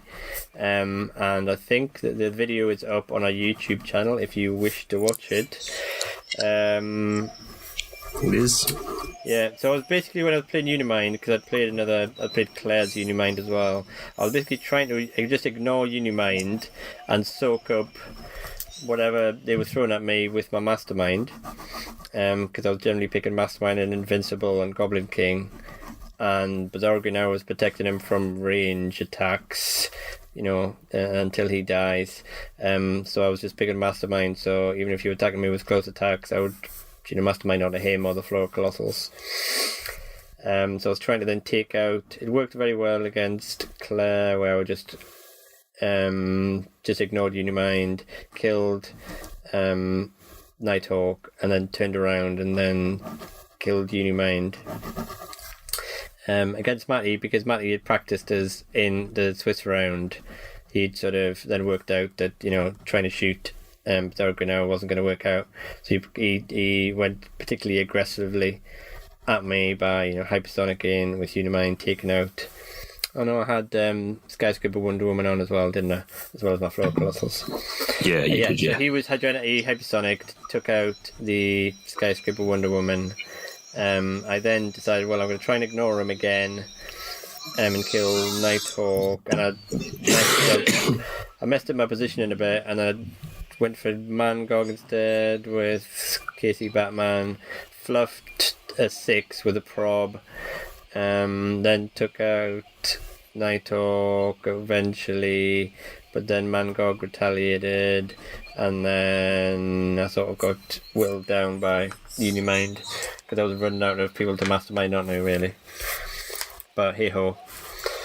I think it works. I think Goblin King works fairly well, just because people aren't playing a lot about wit. And with the Supreme Intelligence giving him stealth means, again, picking Mastermind Invincible and trying to stay in stealth as long as you can, and then kill stuff with ID cards. Eventually, though, your Mastermind relies on other people to Mastermind onto. So if your opponent knows that and plays... I think Matty was playing a lot of flurry guys as well. So the stuff that doesn't want to Mastermind onto got... killed pretty quick. I think it works pretty well. Again, Uni-Mind, is Uni-Mind and is the sort of beast of the competitive scene at the moment. But I think Barrier probably works better against him. But couldn't come up with something else. So I came second anyway. But it was a good day overall, I think. Yeah, we all enjoyed ourselves, really. I think Matty enjoys winning stuff more than me, so I was quite happy that he won if I didn't. Yeah. I mean, Matty was he was a bit concerned. I mean, he wasn't very well on the day actually. I think during your first game he had to excuse himself. Because he wasn't feeling too well. But yeah, I mean, I think he learned enough from that Swiss round game to know that he had to play it differently. So, because I think if I'm not mistaken, his first round game he played quite defensively. Well, he was playing defensively, trying to sit back and then call in. Yeah. But then Bizarro Green Arrow was going, I don't really care. You're not going to kill him fast enough. So he changed his mind and then got up close and was using his charge flurry guys, which obviously kill him a lot faster. Well, yeah, I mean, speaking of Matty, he was going to be on the podcast live, but because we record really late, it's too late for him to be on. So we did a pre-recorded interview. Just play that now. Today I'm joined by the winner of the recent WizKids Open held at Settlers in Hamilton, Scotland, the Scottish regional champion, Matthew McDane. Hello Matthew, you alright? Yeah, I'm great, thanks. So I've got a few questions I'd like to ask you if that's okay. Yeah.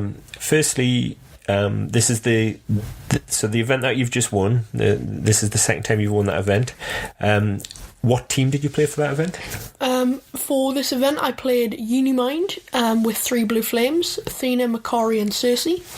I played a Nighthawk, Prime and a Mangog, a Boxing Ring and a full Justice League Teleporter with the Firestorm level 7, US Agent, Superior Spider-Man, Green Arrow and Nightwing ID cards. Okay.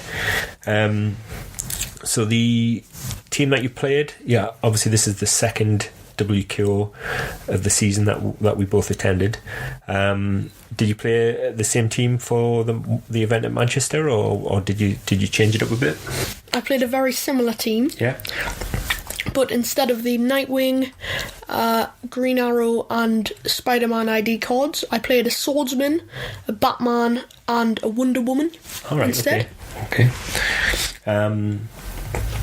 So what made you want to change those IDs for this second event? What? Well, I thought that with like the Colossals, I think a very good way to get rid of them is like flurry or like sort of things in that respect, and like the new meta and like new figures, I think flurry is a very key part of beating them. So I suppose it gives you two chances, doesn't it? It does. To kill them with flurry. Okay, and why did you opt for Mangog as your Colossal Retaliator? I think he is 30 points. He's a very expensive Retaliator, but I think he's definitely worth his points just for the fact that he can make 2 attacks, one for 4 damage within 3 squares and one for 3 damage within 2 squares. Okay. He has Power Cosmic, so his retaliation can't be outwitted, and he can pull the Odin Sword, which means it can turn give him a power action when I occupy someone else's the opponent's starting area, and turn him to 150 point click. Yeah. So I think he's if you can pull that off, it's most definitely worth his 30 points. And did you manage to pull it off in either of the WKOs you attended? I managed to pull it off I think once or twice in the Manchester WKO, but All right. not once in the Settlers. No, because I know having practiced against this team in preparation for the WKOs, you pulled it off a few times against my team. Yeah. And he's quite a hard to hit as well with the 19 impervious. Yeah. Yeah, that's quite a good defense value. So we've already discussed the change in the ID cards that you've had, but what about the other ID cards? Why did you choose to pick them? I mean, why Firestorm? Why US Agent? Well, I think that we had discussed, or it had been discussed earlier, or in our play group. Chris actually said that like one of the main sort of ways to beat a Uni-Mind is to just sort of barrier him in. So I thought US Agent would be a good way to get around that. And Firestorm is mainly for the purpose of like possessors or equipment that's like really important to the opponent, just to get rid of it, just sort of to give me an edge. Oh, so you played the LE Firestorm that you can choose to deal 0 damage and remove equipment instead. Yes. Yeah. That's not bad, because there were some possessors out there. So in saying that was your team, you were set on your team, you'd obviously practiced it quite a bit, made a few tweaks from the Manchester event, but let's say you had access to any modern age figure or ID card or equipment in the game today, and you know, every piece that had come out, let's say you had access to, would you have changed it any more? Would you have swapped out some figures off your team for other figures, or would you have maybe changed up your ID cards a bit? Or I think I would. I'm pretty pleased. I'm pretty happy with my team, but one of the changes I would have made was just instead of the 85 point LE Green Lantern, I would have played the Green Arrow. The Green Arrow, Yeah. sorry, yes. I would have played the 80 point Dark Knight one from Elseworlds. Yeah. Instead, yeah, I think he's a lot better, but we couldn't get our hands on one. Yeah, he's a good piece. He's a good piece. Okay then, so let's just run through your matches then. There was 4 rounds of Swiss and then a top 4 cut. So if you talk us through each round, that would be good. So round 1, who did you face and what were they playing? I faced Tim in the first round, who was a local at Scotland, in Settlers. He was also playing a Uni-Mind. He was also playing a Skyscraper Wonder Woman, a Mistress Death, and Mjolnir, which he equipped to Mistress Death. Yeah. So that game went quite well for me. Actually, I scored quite a lot of points because of Mistress Death. I killed Wonder Woman quite early on, and managed to split and kill Uni-Mind as well. Yeah. I killed Mistress Death once, and I would have got another one, but I called in Nick Fury, and the time went, so I couldn't manage to shoot with Nick. So you would, I take it, you would have scored quite a bit of points for Flag over. Well, if you've killed Mistress Death a couple of times, that's at least 200. It is, yeah. So yeah, okay. So then that was, I guess, that kind of settled your nerves a bit, and you got your first match out of the way. Especially playing against a Uni-Mind, it's like knowing that I can beat another Uni-Mind is quite nice. Yeah. So then you went into round 2. Who did you face in round 2? I faced Darren, who's a local at our playgroup. Yeah. In round 2, and he was playing a 100-point Carnage, a 75-point Goblin King, an Overdrive, and 5 symbiote bystanders. Yep. Against Darren, when we had practiced, I had lost to him. I'd only played his team once, and I had lost to him. Okay. Very narrowly, but I had lost to him. So I was a bit nervous going into this game because I didn't know how his team played, to be honest, because I had only played it once. Mm-hmm. But he was also playing a Fast Forces Hulk from Thor. That's the one who can quake as a free action at no cost once he uses lead claim, isn't it? Yes, yeah. Okay. So and I think Darren didn't realise that Mangog could retaliate even when he's targeted, not just hit. All right, okay. So Mangog did retaliate on the Hulk and managed to kill him and a few symbiotes. Right. And then Carnage retaliated and Mangog managed to kill him and Goblin King, and Uni-Mind didn't make one attack that game. Right. Okay, so Mangog did all the damage. He did, yeah. And you I take it you wiped his entire team for that then? No? I did, yeah. Scored 300 points. Okay. So then going into round 3, 2 wins under your belt. Who did you face in round 3? I faced Ant, who was again a local at our play venue.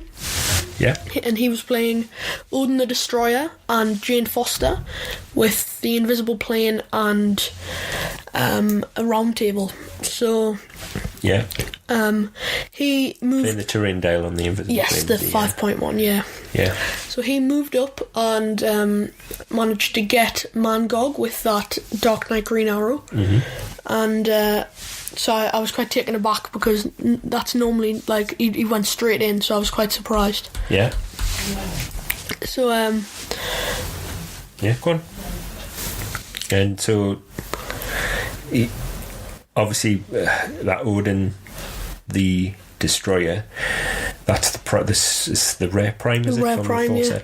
Set? He's the one who, when he's got an action token, he can give it a power action and do any 2 actions. So that threat of him calling in 2 IDs. Yeah. Can you remember what IDs Ant was playing? Or He was playing that Green Arrow. Mm-hmm. He was playing a Hulk from the Thor set. Okay. That Hulk. The one with Battle Fury, yeah. Yeah, he was playing it. I think it was a KC Superman. Yes. And that's all I can remember, really. Playing Nick Fury? No, he was playing. He couldn't have done it if he was playing that Hulk. Okay. So yeah, that's all I remember, really. But he only called in. No, I think he only called in those 3 IDs. Did he? Yeah. So Uni-Mind managed to kill his Green Arrow, who he shot to call in Mangog. Mm-hmm. He then called in the Hulk to kill Nighthawk, which and then I killed Jane to sort of put me ahead, and I did sort of kind of evade Odin as best I could that game, and because I knew if he could sort of get his double, either call in 2 characters or hit me twice, I would split and I wouldn't have a chance, really. So it was a fairly close game, I take it. Most definitely, yeah. Yeah. But you got the win, and that's what counts. Yeah. So going into round 4, still undefeated. Who did you face in round 4? I faced Chris in round 4, and right, okay. He was playing a Goblin King at 175. Mm-hmm. He was playing 2 Flora Colossus, a Skyscraper Wonder Woman, a Boxing Ring, and a Supreme Intelligence with a Bizarro Green Arrow. Yeah, and some ID cards on the side, yeah. Yeah, a few IDs. Okay. So in that game, I sort of knew I would be in top 4 because I had a lot of points in all my games. So I took it as a game to learn Chris's team a lot because I thought I would face him in top 4 because he was like, I think he was guaranteed top 4 as well. So it was sort of a game to learn his play style and how he played and what not to do and not to do. So I did lose that game, but it was good because I learnt a lot. Oh, good. So I tried to shoot his Wonder Woman, not knowing that Bizarro Green Arrow could just absorb the attack. And it sort of went downhill from there. He got Mangog and Nighthawk. And I did manage to get his Bizarro Green Arrow, but that was all I can manage. Yeah. I mean, I guess when you think about Chris's team, the fact that Bizarro can make you -2 to attack or -2 damage, and the fact he had a boxing ring, and if you're not in the boxing ring shooting in, you're also -2 to attack. It's quite like hard to get over. I mean, it compensates in some ways with Uni-Mind's Perplex because you can always boost up attack values, but yeah. So unfortunately you lost that game. I did, yeah. But then there was the top 4 cut. We had a bit of a break after that. The top 4 going into the semi-finals were yourself, Chris ranked top seed, you second, and I think was third, and Claire was fourth.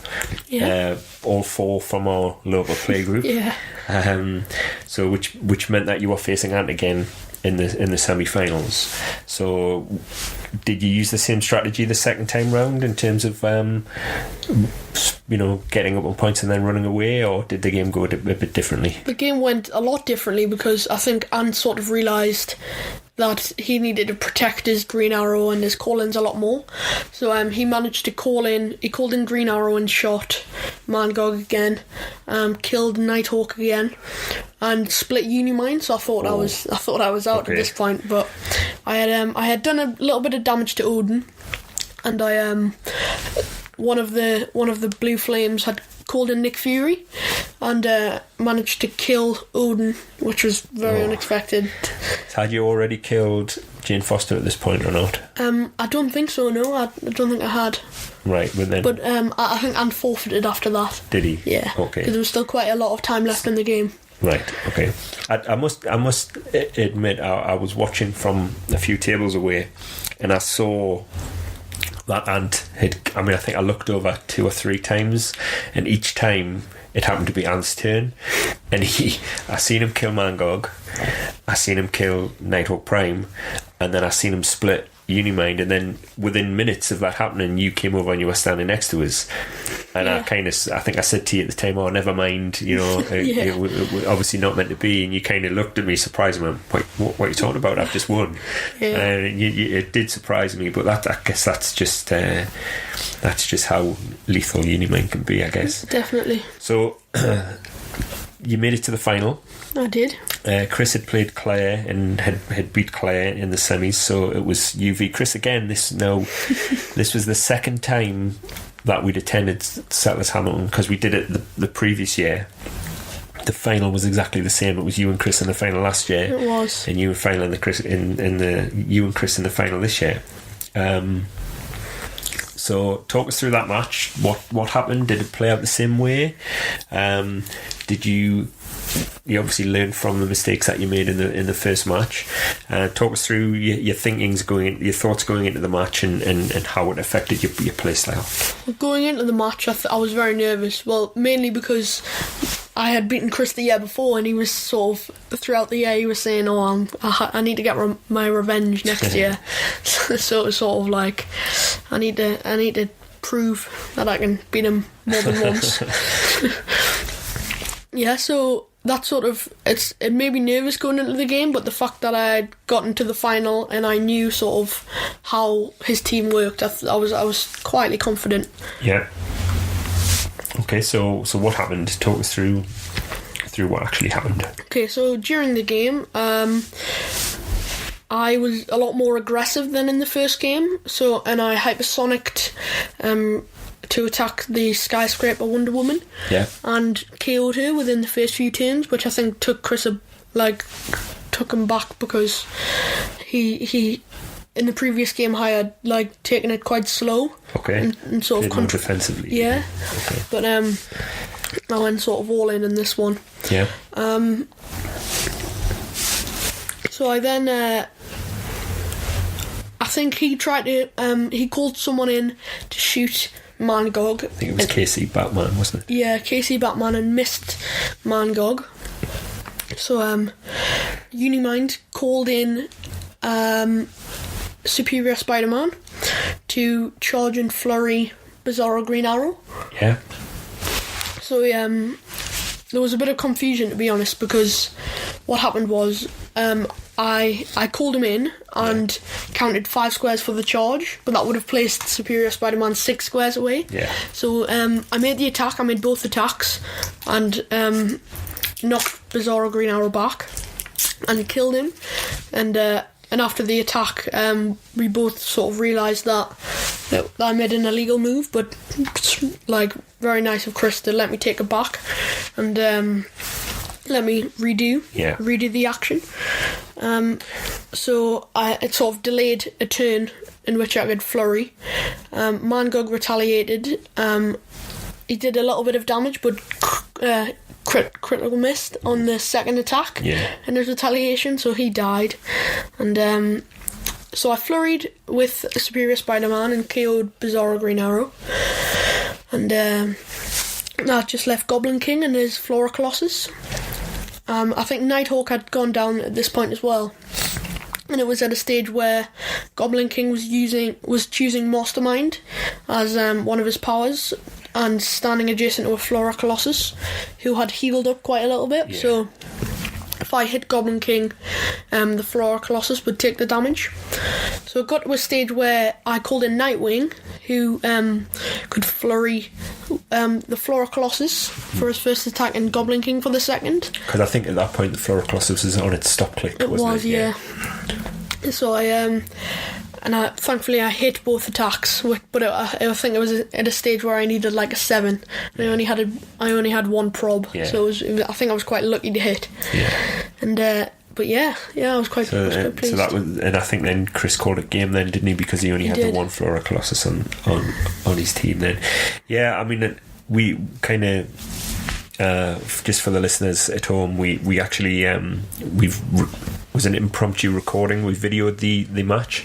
We weren't intending on doing that, so we left all our recording equipment at home, so we just had to do it on a phone. But that's available now on our YouTube channel. You'll be able to see. I think there was a few. You mentioned the mistake in the initial Spider-Man call-in, but there was a few mistakes, not just made by yourself, because Chris didn't pick up on it either. Yeah. So yes, you did charge 1 too many squares more than you should have. That was the first mistake. The first attack went through. The second attack hit, which knocked Bizarro Green Arrow on his stop click. Then you opted to do knockback. Chris forgot about the change in the rules to knockback, saying that you only get knocked back the amount of clicks that the dial's taken. Yeah. So instead of just knocking him back 1, ended up knocking him back 4 squares, which knocked him off elevated, which ended up killing him. Mm-hmm. He turned the dial to a K click and removed the character from the map, and it was only after when you passed turn that he realised. Yeah. So there was a couple of ways it could have went. There was a judge's ruling, or Chris asked for a judge's ruling. The one of the shop assistants who was timing the event came over. Chris explained the situation. That I don't think they were as clued up on the rules as maybe they could have been, but it was agreed. I think Chris agreed with yourself that we'll just restart that entire turn, which I think was fair. It was very fair on Chris, and is equally fair by you. But that could have went completely differently had Chris have noticed straight away. Definitely. So that was you winning the event. So well done, congratulations for that. Thank you. So that event was won on the Sunday, and I think on either the Monday evening or the Tuesday at some point, WizKids then announced that they were watch listing Uni-Mind and the boxing ring, as well as Ha Ha Ha Joker. So with that in mind, what changes do you think should be made to Uni-Mind, if any, and what changes do you think, or do you have an idea of what changes you think they will make? So what do you think about that? Okay, so I think what should be made is maybe limiting his +2 perplex to only himself. Yeah. Because I think it's a little bit broken to give it to like an ID calling, say Nick, for example. And that's what I think should happen, and I also think that will happen, but there may be more severe changes made, but it's quite early to say. It's hard to say. So maybe I think one of the things that we discussed, Chris and I have discussed, and probably I think you were involved in the discussion as well, was the possibility of maybe just letting him pick a power on his turn and having to keep it, and because I think the fact that you're always picking prob on your turn 9 times out of 10 and then a defensive power on your opponent's turn, whereas it makes you think, do I just pick prob and keep that for 2 turns or it's quite a tricky one. I think they will make a change to him, most definitely. What about the boxing ring?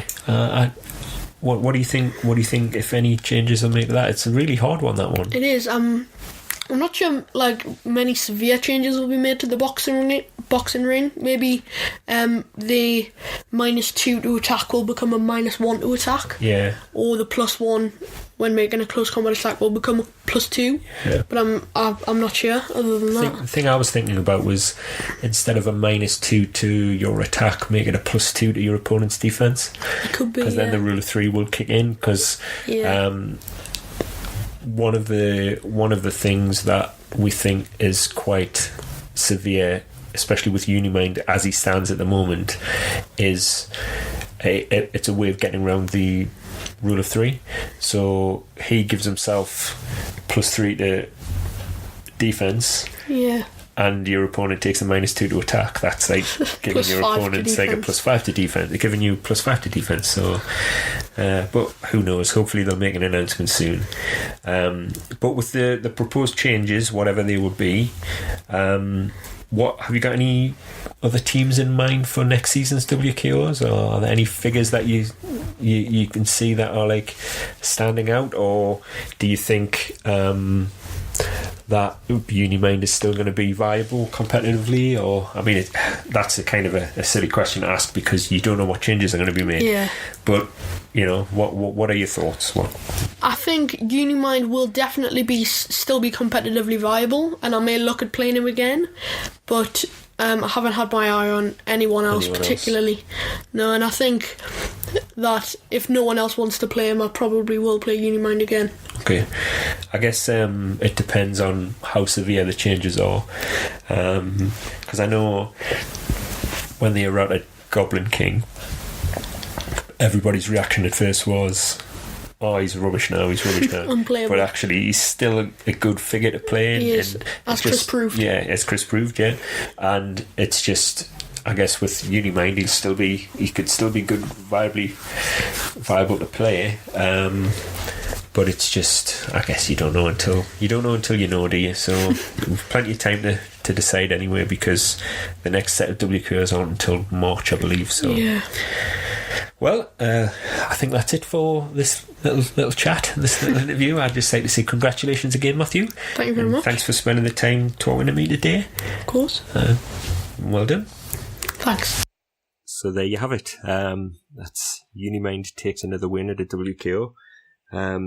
Speaking of Uni-Mind, as I said during that interview, Matty won the event on the Sunday, and I think it was either the Monday or the Tuesday he was then added to the watch list. So we'll talk about the watch list now,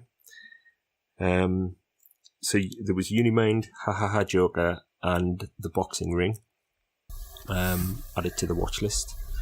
What do you guys think about that? What changes do you think will be made, and do you think it's right that they've been added on? And Who wants to shut us first? Okay, I'll start. I definitely think Uni-Mind should go on, just because he's just broken. Should I say broken? I don't really like saying broken.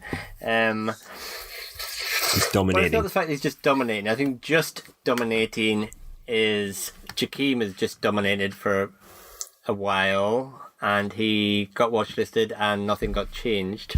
Mainly because... That's because he didn't win nothing. He just didn't win anything. Well, he did. It was just that his dominance was just between the major with kids competitions or the rock Rams Open Championship competitions. So he was winning everything in between that. He just missed out on the other things. But do you think? Do you think the reason he wasn't watchlisted was because of the upcoming changes to the rules and Well, he was watchlisted, if you remember. He was watchlisted at the same time as Gotham Girls. He wasn't granted because that's what they said. I mean, they said that the changes to Outwit would then make it a lot easier to deal with him because you could just outwit any of the powers that he picked. Unfortunately, then they brought out Uni-Mind, who I think, as we said, always in the realms of the last episode, maybe that he's got power cosmic. He needs to drop it to be able to use his perplex, but he can just keep it if he wants to, which means then the outwit. You can't outwit then the powers that he picks, and he's got that invincible top click, and then he can pick something else to go on top of that, and that you can't outwit that unless he drops power cosmic. So he's got invincible plus something else, neither of which you can outwit, and then you're playing him with Nighthawk, which means the maximum you can do is probably 3, maybe 4 at the most, because there's nobody with who you're playing with 5 damage, so you're never going to get him to stop click on one attack. So you have to hit him twice at least to get him onto a stop click, and then you hit him again to get him off his stop click. And even then, you're not getting any points for him. You then have to kill one of his, at least one of his Eternals that he pops into to get any points. So that's 4 attacks you have to do and land to be able to get any points off him. All in the meantime, he's just throwing high point ID cards at you. So a lot of the time, as when I was playing Goblin King, I was just going, I can't really kill him. I'm just going to kill your support and then see what I've got left and see if I can actually survive, or if I've got enough left to actually kill him. Or you go down the route of I'm just going to barrier you in, Uni-Mind, and then I'll kill your support and then hopefully not have to deal with you at all. So I do think there's a combination of things with him that just mean he's just one, that he's dominating, and 2, he's forcing a lot of other teams out because that perplex just means that any ID, things like Hawkeye, is probably one of the big problems with him. Normally he just does an 11-2 and he can keep on attacking, but he's only doing 2 damage. You might have 1 perplex normally on teams, so you go, well, I'll perplex it up to 3 damage or something. But then Uni-Mind just goes, we'll just have a 13-4 instead. So Hawkeye just wipes out anything with at least 4 clicks, which is forcing all these nice little cheap guys out of competitive teams. All of your Clothor Retaliators are instantly dead. But, so what do you think? What do you think the solution is? Those 2 problems. You've got the perplex that needs sorting out, and the pick a power. I think if you go back to something like Goblin King, there was 2. There was the power cosmic and the duration of his powers that he picked. So I think with the Uni-Mind, the 2 things are not so much the power cosmic, because if he wants to use the perplex, he has to drop it. So they need to sort out the effectiveness of the perplex. So it's too effective at the moment. They should change it to, or more than likely change it to just how the other Eternals work. So they've got normal perplex. So to have a normal perplex that you can use it twice is still pretty good. If he wants to use it on himself, though, he can get the +2s, let's say, which is what the other Eternals work at. And they pick a power. He should pick a power, and it should just last him until his next turn. He shouldn't be allowed to pick a power on his turn and then on an opponent's turn. Because he always he can pick a prob on his turn generally, unless he wants to attack, and then he might be hypersonic probably, or running shot.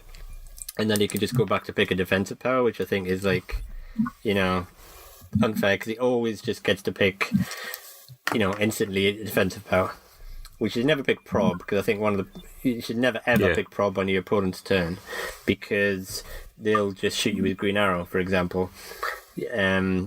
and get through. So he'll generally pick, if he sees a green arrow across the table, a chase green arrow, he'll pick invincible just to make sure he's got a damage power that you can't get through, or he'll just pick shape change or super sensors or something to go on top of his invincible. So I think those are the two things you should change, and that'll bring him in line with how other figures work. Really, it's just he's just got a combination of things where he's really hard to kill, but he can like supercharge any ID characters really.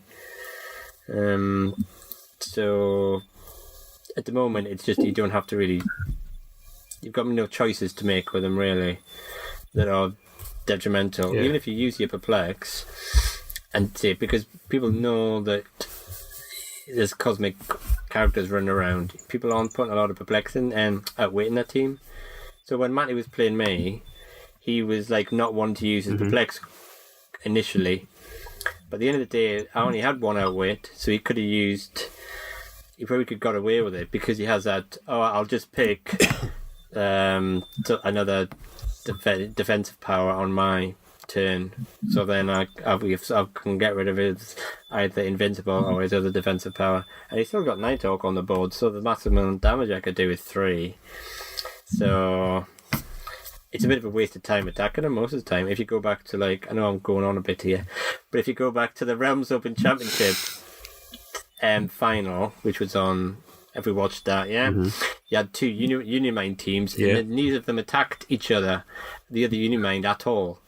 They just took out the support, and then they ran around, and they won by TKing an object at Uni-Mind, because it was just like whose Uni-Mind cost the most points, because that person won, because there's no way that another one Uni-Mind can kill another Uni-Mind really. So no. I don't know. There's too much going on with them really that it just makes them just stupid. Yeah. Dale, what about you? What are your thoughts? Do you agree with that? Or? Yeah, pretty much that. I mean, when I initially when we talked about him, last episode of the reviewing it, I basically looked at it and I had an idea of how it worked in my head, and about 6 aspects of it I was thinking were something completely different. It was things that you could just spitball ideas. Get the points when you kill him. Only kick out one of your choice Eternals. I'd say his perplex could only be on himself. As Chris said, just stop him being +2. Or he does so many things that's just wrong with this piece. Even just changing that, get rid of the stop click. Just get rid of it. Keep it as impervious regen. Get rid of the stop click, and then we might actually have a game. But at the moment, he is just impossible to kill in a game that gives ID characters that's 90% of competitive players. You find the most difficult thing to kill of a certain point value, and then just pour ID characters onto it, and that character will just go, well, I'm not going to bother attacking. My dial could have 0 attack. I don't care. You can't kill me. I'm going to keep spawning these guys who can kill you. And then he does that, but then he also, as Chris says, supercharges, so he goes, well, alright, I'm going to give you +2 attack, +2 damage, and I've got a reroll for this. It's just insane. Yeah, I mean, I agree with what you've both said there. I mean, that was evident in one of Matthew's semi-final match where his Uni-Mind was split. He lost his Mangog, he lost his Nighthawk Prime. An attack was made on Uni-Mind. He split, and then the turn got passed, and he called in Nick Fury and killed the main attacker and won the match. Because he's still got 3 perplexes. Yeah, it's so overpowered. It's ridiculous. I'm not quite sure what they're going to do with them. Everything that I've said, just do everything that I've just said. Yeah, I mean, and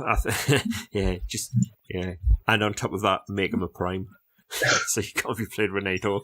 I mean, even that's gone out the window. But I think even if you did everything that I said there, you get the points when you kill him. I think everything short of, if you do all those changes and leave the stop, rather than leaving the stop click, he would still get played exactly as he's played right now. Well, the stop click's not too bad because there's ways to get rid of it. Like, say, if, one way to get rid of no, it. there's like you could do some other weird ways as well. But the one way that everybody's doing is like chase Green Arrow. But he is awful because Uni-Mind could just pick another defense power. He could just go, well, I'll double stack my invincible. You can get rid of one of them, but you're not getting rid of the other one. So don't bother. I mean, I don't see how anybody could look at that figure and look at teams that have been played in competitive events recently and say that it is a fair figure, really, compared to anything else, because it's the only thing that's winning anything of note. And if a lot of people in the WKOs maybe aren't playing it because, well, if you're looking at the States, because they've had their Realms Open Championship and the WKOs are sort of less competitive, people are trying out other things. But as soon as like it went, if nothing changed, let's say, and it went to Worlds, you'd see 90% of the Worlds team would be Uni-Mind. Yep. Because everybody, as soon as something is worthwhile on the line, then people will go back to what's the best team. You can see it now and say, oh, occasionally someone beats a Uni-Mind team because people aren't playing it properly. And also it's very forgiving for like people who maybe aren't such a good player, let's say.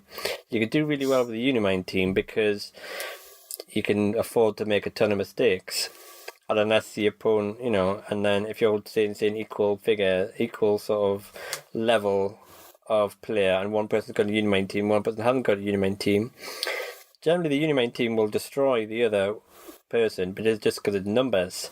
I've got, even if you haven't got the right ID cards, and just go, well, I'm just going to attack with Uni-Mind, and I can do, I don't know, I'll do 7 damage, Psycho Blast to you. There you go, Goblin King, you're dead. Bang. Yeah. So yeah, I don't know. You need to change at least 2 things, I think, on him.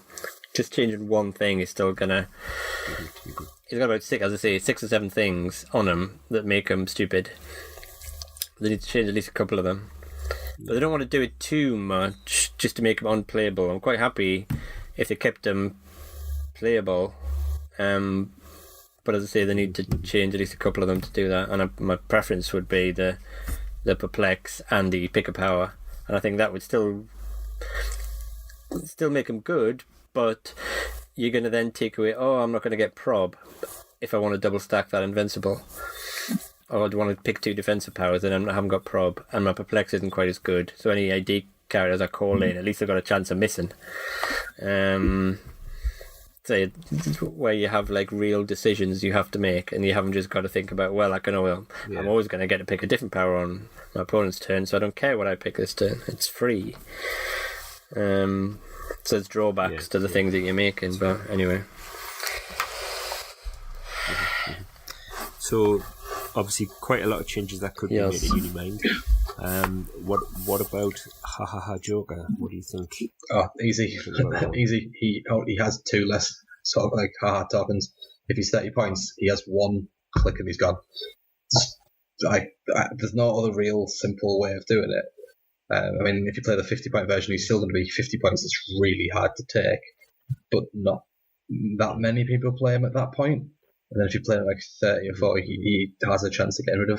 But even then, it's still a character who, like, you have to hit for 7 damage to do like the equivalent of a click of damage to him. He's fine. I think if they do that, it's fine. And no one's going to play the 30-point version of him because he's just not that hard to kill anymore. See, I don't really see the problem with him at the moment. I think it was a problem when you had the Don't Die teams. Mm-hmm. If you're playing him with, say, Resurrection American Deadman or something, at the moment, what's he doing? He's there as mastermind fodder, really, or just as an annoying piece. There's a lot of stuff that just ignores him. Just go, I'm carrying people around with my Colossals, so I don't really care about you. You've got plasticity for the symbiote. I don't care. I'm just ignoring you. So you can just, I don't know. He's a problem when he's played with other figures, by himself, he isn't, because he isn't doing much. I suppose you could give him a sword for one of the weapons to give him blades, but he's not really. So although yes, he is hard to kill, he's not actually doing much on the map to everybody. I could see that he is just stupidly. So he might become more of a problem if something else comes out and don't die teams become a thing again. And I suppose that if you have somebody with mastermind that you can't really get rid of very easily, then it's a problem. But there's so many ways to get around mastermind. Like, you're just trying to separate them. Even if you say, well, I can't separate them, you just go, oh, well, I've got there's 5 or 6 different powers that give you knockback or something. I'll just run up and punch him with somebody with super strength. And he's not a Jason anymore. So, I don't really see him being that much of an issue. So I would not be. I wouldn't be surprised if it didn't do anything to him. Leave him as is. I don't have a preference either way, really. I just don't think he's that much of an issue that they need to do anything. But I wouldn't be surprised if they do, because, as I say, there might be. Designed themselves into a box. Yeah, there might be an issue going forward where actually they've now released some Don't Die figures, and he is an issue now, because you can play a team with him where no one can get points off at the moment. There's no other figures that really work with him in that way, and that's when it becomes a problem, where you can't get points off anybody. At the moment, you could just go, well, I'm going to ignore him, kill the rest of your team, and he can't do anything to me, because by himself he's rubbish, unless you've got 1 damage. Your old colossal retaliators, and he's got, +1 damage from somewhere. So, boxing ring then? What about you, Sean? About Hard Joker? Have you?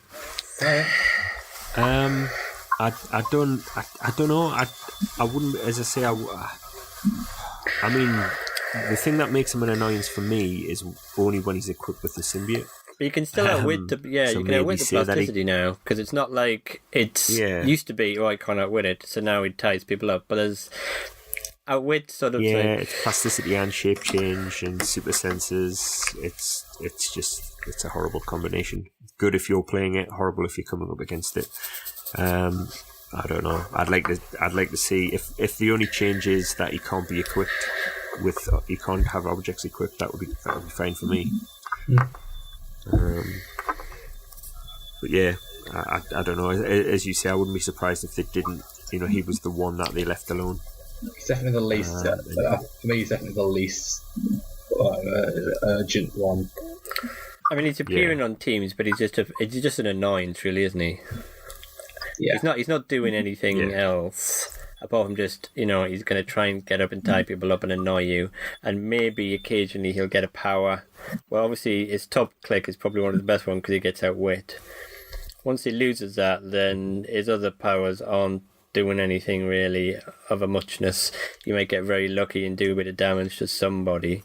But let's play him at 30 points. You could play Mangog at that, and I'm much more worried about Mangog than I am at him. I don't know. Yeah. If Matty wants to change his team and put Mangog in, then I would go, oh, it's much worse. So I don't know.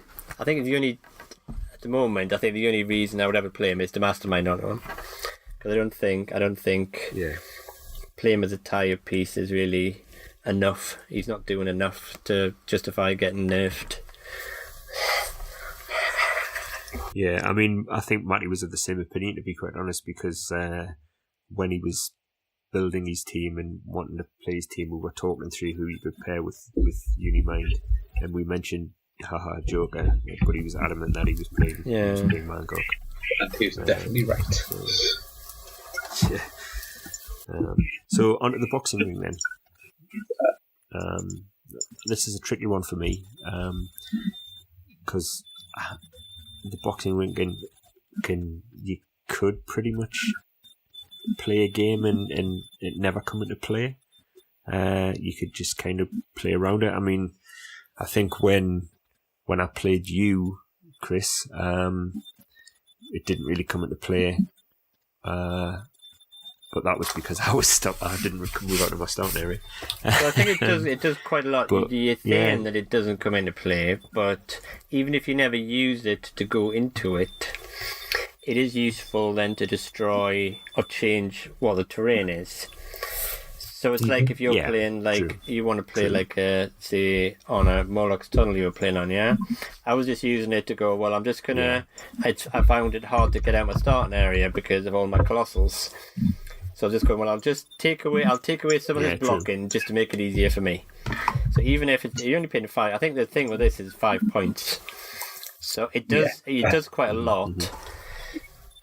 For 5 points. If it was like 20 points or 25 points, you would be saying, well, that's fine because you're investing quite a lot of points into the effect. But it's just because it does a ton for 5 points. It is not something you never get those 5 points off your opponent unless you kill all their figures anyway.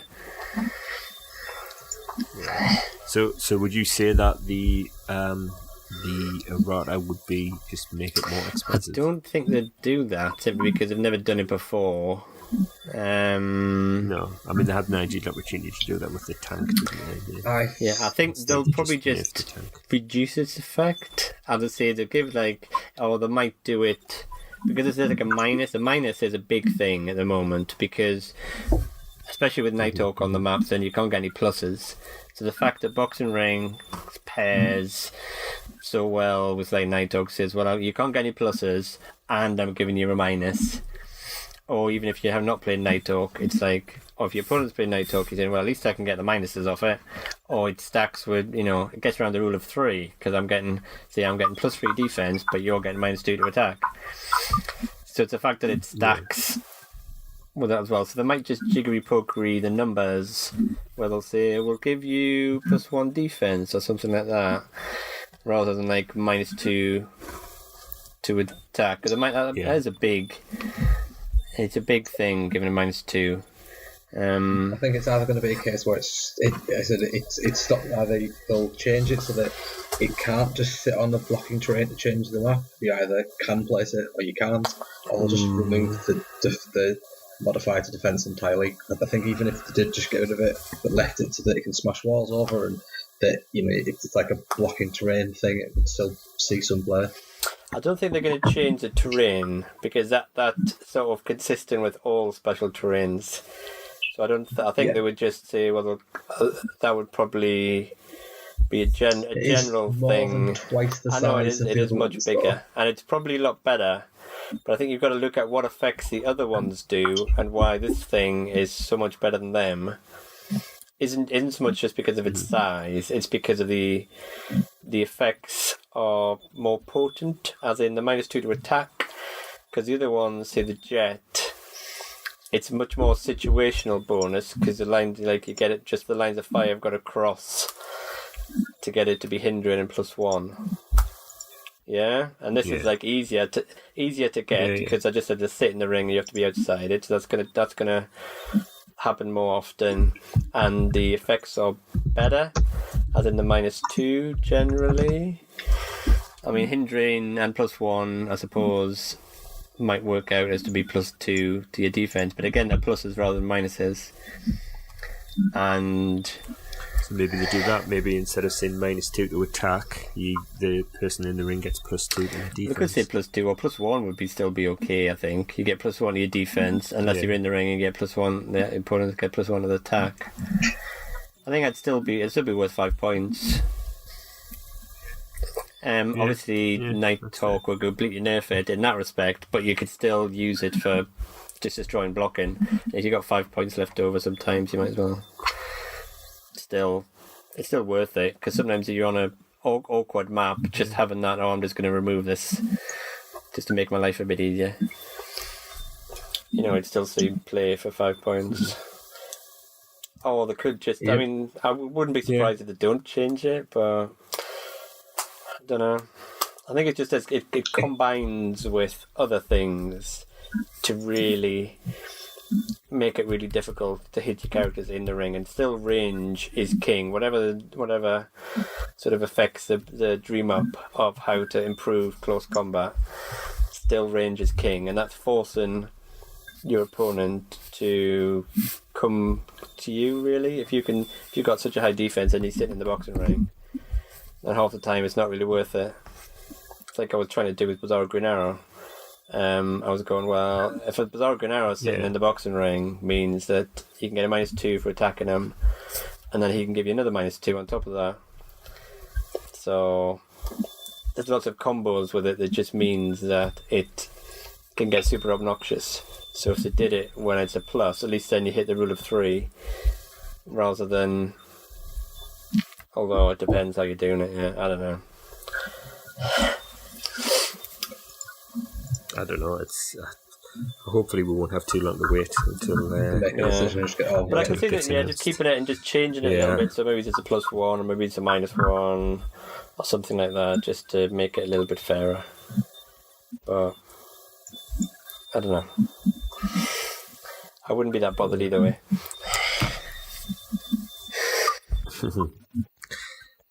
So I think that's the watch list covered then. So does anybody want to have anything else they'd like to talk about? Or just a quick thing I think we've mentioned before. The TK, there is a 25-point sidestep and TK character coming out in the Star Trek thing. 2 clicks to begin with, and 3, 4 clicks in total. 2 with sidestep, 3 with TK. What number is it in there? Number 6, it's Lieutenant Kyle. Lieutenant Kyle, Starfleet. There is also a similar vein.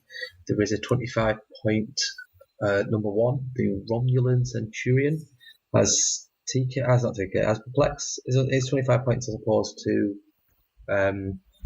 like 15-point kind of outwit Perplexer. But it also has the stealth team ability as well as having sidestep and the spy keyword, which isn't terrible. And also the tribbles are going to make issues with. Yay! I want tribbles. Stupid. I want to mastermind on tribbles next. Yeah. It's like, here's my character with Mastermind. He carries around but you get -1 move, that sort of thing. You get points off them though. You get 5 points each time you kill them. That is true. It's not quite as good. You probably will end up seeing everyone at least having one option of doing like an area of effect damage to try and kill off some of these things. Because I think for 5 points they're great, and they don't even break theme because they only have 1 click, so don't count No, they click. do. They're not bystanders. Is it? I thought it was just a case of if it only had 1 click. No, because cross retaliators are bystanders, are they?